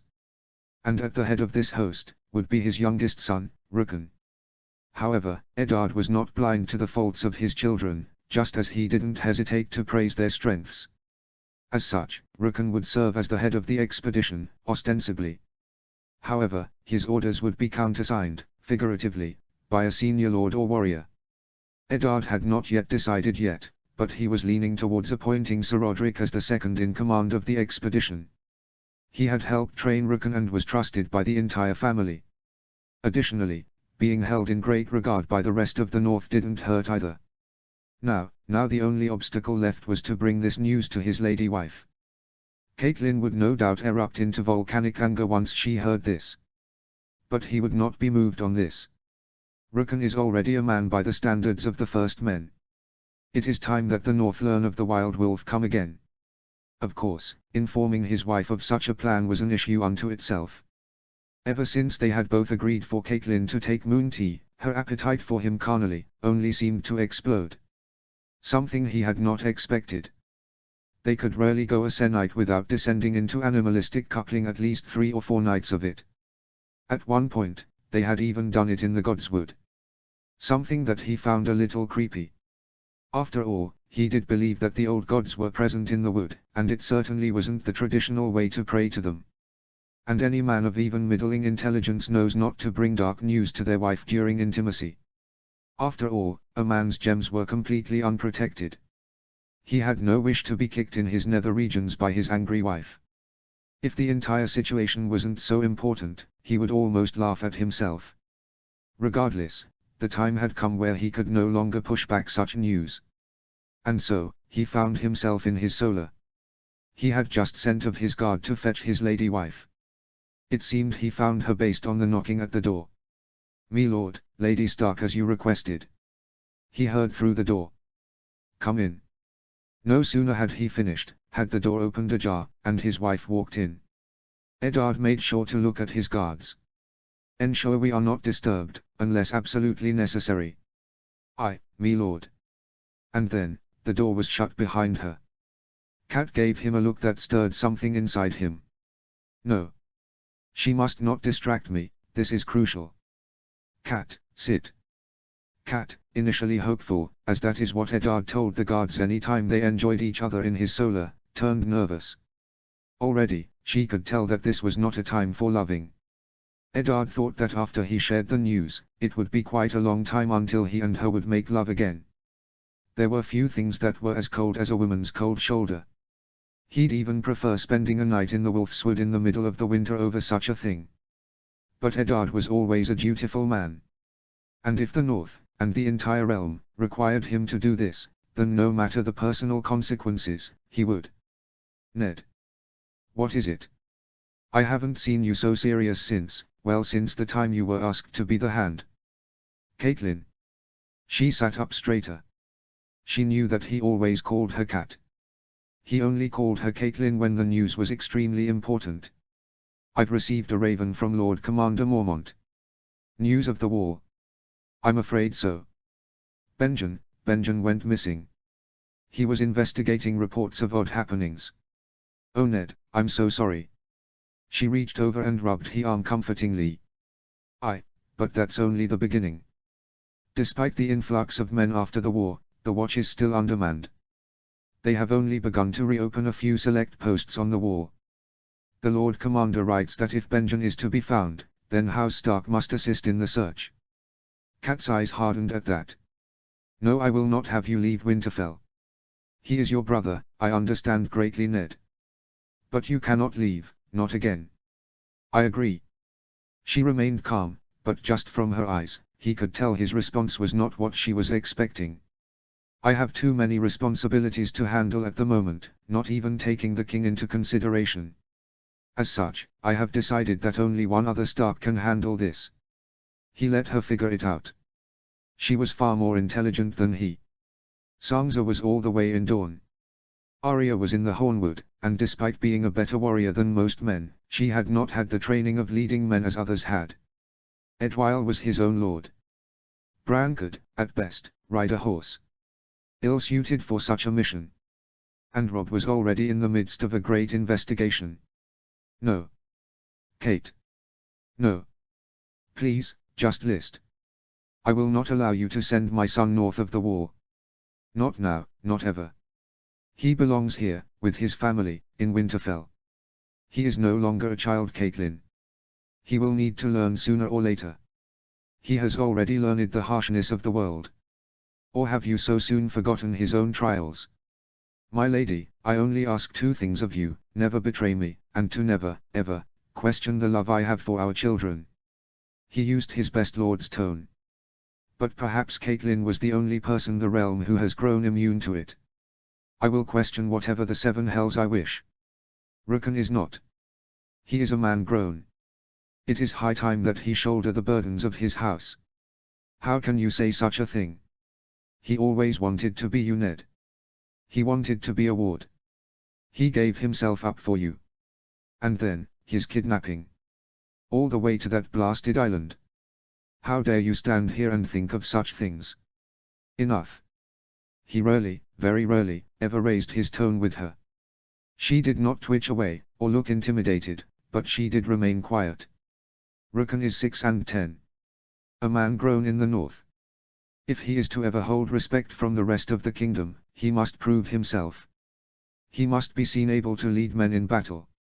He lowered his tone. I will be unmoved by this. Besides, the boy is bored here. It will be good to put his energy to good use somewhere. He immediately cringed at the tone he had used for his last sentence. Kat was slow to respond. In a stranger's tone, she did. Ah, I see. He must be used. Is that all any of our children are good for? To be used. She let out a furious huff. Is that all? Eddard softened. Kat, I'm sorry, I just. Is that all, my lord? Kat called him Ned. She called him Eddard when serious. She used lord when it was publicly appropriate. But when she used it in that tone, she had only used it once before. He let out a sigh. I, my lady. That night, for the first time in their 3-decade marriage, she did not come to sleep in their bed. Eddard enjoyed the cold. He was a Stark of Winterfell. But at the moment, it only reminded him of what he did not have at the moment. Father, you called for me. Rukkan's voice echoed across the stone walls of the Lord Solar of Winterfell. Of all of his children, Rukkan had grown up to be the most visually northern. His shoulders were very broad, only surpassed by his brother Robb. He was also very tall, second only to his brother Bran. But everything else screamed large. A large frame led to heavy muscles of the arms and the legs. If it wasn't for the distinct Stark features, one could confuse him for a mountain clansman or a number of Last Hearth. Rukkan had grown into a capable warrior. He still hadn't beaten Robb or Edwyle yet, but he had beaten pretty much everyone else. Even Sir Roderick and Jory no longer stood against him for long. Additionally, despite his reputation, Rukkan was not completely wild. He held honor close. It was one of the many things he looked up to Robb and himself about. So far as Eddard knew, Rukkan was still a man-made, a respectable thing to wait for a wife. And he had a head for strategy. Though he was untested in battle as Robb and Edwyle had been, his results in mock tests and questions posed by Sir Roderick were excellent. So how did he receive the same moniker that his uncle had received? Because Rukkan's most glaring weakness was his anger. He was quick to it. If he lost a spar, he would stomp from the field to find something to punch. When he lost in the practice battles that Robb and Edwyle had once done, he would hit himself on the leg and shout from the walls of the castle. He wasn't mad, and he wasn't stupid, but by the gods, his patience needed some work. Sit down, boy. Rukkan swiftly sat down in one of the chairs across from him. Keeping up with lessons from Sir Roderick. Father. He nodded hurriedly. Good, good. Feel well. Feel, as if you. Father. Only Rukkan dared interrupt him. Even though he was known as a kind father, only he interrupted him often. Benefit of being the youngest, it seemed.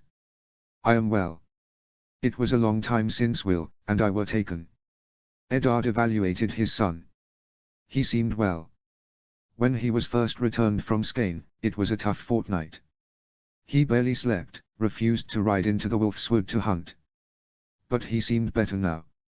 Help from his brothers, and a visit from his close friend, Orphin Dustin certainly helped. Good. That is what I wished to hear. It will make this all the more easier. Make what easier, father? Listen, listen well, son. There are 5 Stark men who still hold to their noble titles. I am the Lord. Robb is the heir, carrying out an important duty. Bran, well, practically speaking, Bran cannot lead missions and carry out military duty. Edwyle is now a lord in his own right, with his own duties. I'm not following father. Which leaves you. Rukkan's eyes glinted with glee. He finally connected the dots. You have something for me. He requested excitedly. Calm yourself. Rukkan once more sat still, though he was bubbling up inside. Son, I do. Your uncle, Benjen, has gone missing. His once youthful energy deflated from his father. He loved his uncle Benjen, and like his older siblings, looked forward to his rare visits from the wall. I'm very sorry to hear that, father. As am I. Your uncle was conducting a scouting mission, investigating odd reports and odder sights. The exact words from the Lord Commander are alarming. Eddard willed the images of the others from his mind. They were naught but stories after all. However, The watch cannot afford to send a recovery party north of the wall to search for the first ranger. Rukun put his reputed anger on full display. They dare. He is the first ranger. And they say they haven't enough brothers, bollocks. After the war they received 1,000 men. Control yourself. Eddard rarely raised his voice, though he used it more for Rukun than any other person he knew. The Lord Commander is correct. They may have received men after the war, but they were significantly undermanned. This recent boost in men is naught but a bandage on a deep cut. Even with the 1,000 men, the watch have yet to re-garrison many of the previous forts. Apologies, father, I shouldn't have let my temper get the best of me. He hung his head. You shouldn't. Where you're going, you can't afford to lose it. Father. The watch cannot afford to send a party by themselves, yet they will assist if a party from House Stark or other houses is sent. And House Stark cannot, lend men. It would diminish us in the eyes of the North. The Lord of Winterfell refusing to send men to assist the watch finding its first ranger, not even considering the man in question is a Stark himself.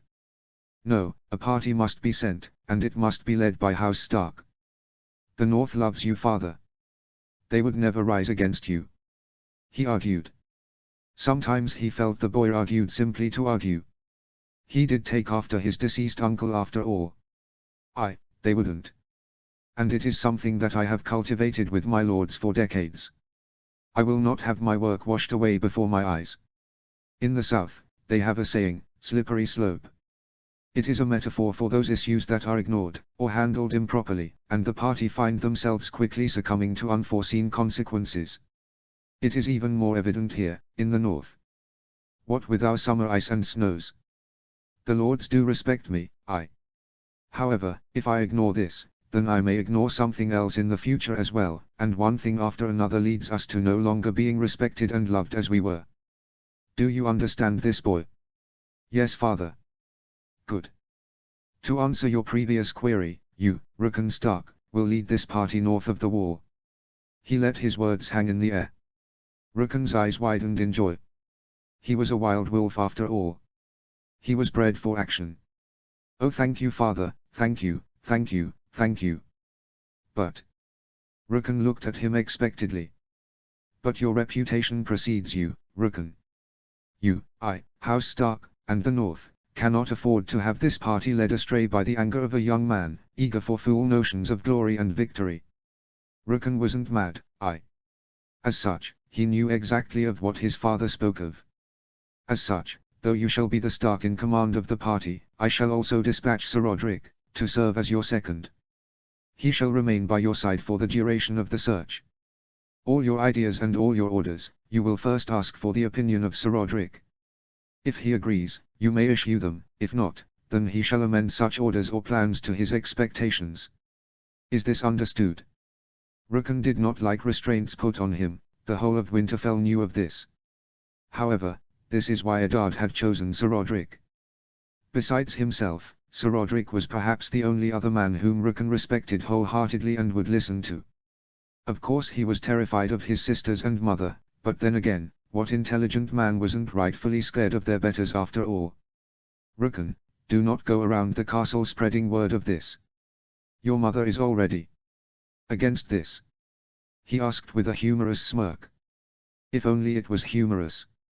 Eddard missed his wife already, and they resided in the same castle. Besides, much work must be put it to ready the host and send ravens asking other houses for volunteers. In the meantime, I would recommend spending time researching the lands north of the wall, of starting fires and of setting tents. You will need these skills on the far end of the realm. Eddard posed it as a recommendation, and yet, Rukun knew from his tone that it was an order. Also, this is where Eddard grew uncomfortable. Let us, not dance around the obvious. Rukun could tell the mood in the solar turning very somber. It gives me no pleasure, but, we are Starks. We must be prepared for the worst. I would also write scrolls and other letters to the family and friends. A final word before your return, or a final word, should you not? He let the silence permeate the walls. Rukun, for the first time in a long while, seemed to share the silence and somber attitude of his father. In a voice of a child that Eddard hadn't heard in many years, Rickon looked up. "Do you think I'm truly ready, father?" It almost broke his heart at the tone. Beyond his youthful bluster, was a young man, eager to prove himself, but also eager to live. "You use your mind, with your heart, not against it, you listen to sage counsel from your more experienced compatriots, and you'll return safe." Rickon nodded appreciatively. He looked to the door and back at him. "Father, may I be?" "Aye lad. Go, you have work to do." Had he done the right thing? Eddard questioned himself. I have. Emotion has no room in the path of duty. He must do this. It was a harsh lesson, but a well-learned one. Especially in the harshness of the land they are from. Chapter 11, The Hunt Begins. Notes. Fair warning. During Rob's POV, there is heavy mention of Sa and Arpe. It is only the mention of it, some characters discussing their thoughts on it, no explicit scenes of it occurring. Chapter text. 310 AC. Robb Stark. The Stark-Umber party met with the party from Carhold. They met at the southern end of Last Lake. Said lake was a small lake on the Last River. Ironically, while Last River was the northernmost river south of the Wall, Last Lake was not the most northern lake. Long Lake held that distinction. True to Robb's assumption, Lord Karstark sent his men under the command of his second son, Torrhen Karstark, though Lord Karstark's cousin Cregan had also joined. Prior to their departure from Last Hearth, Lord Umber warned Robb. Cregan Karstark apparently gave Northerners a bad name.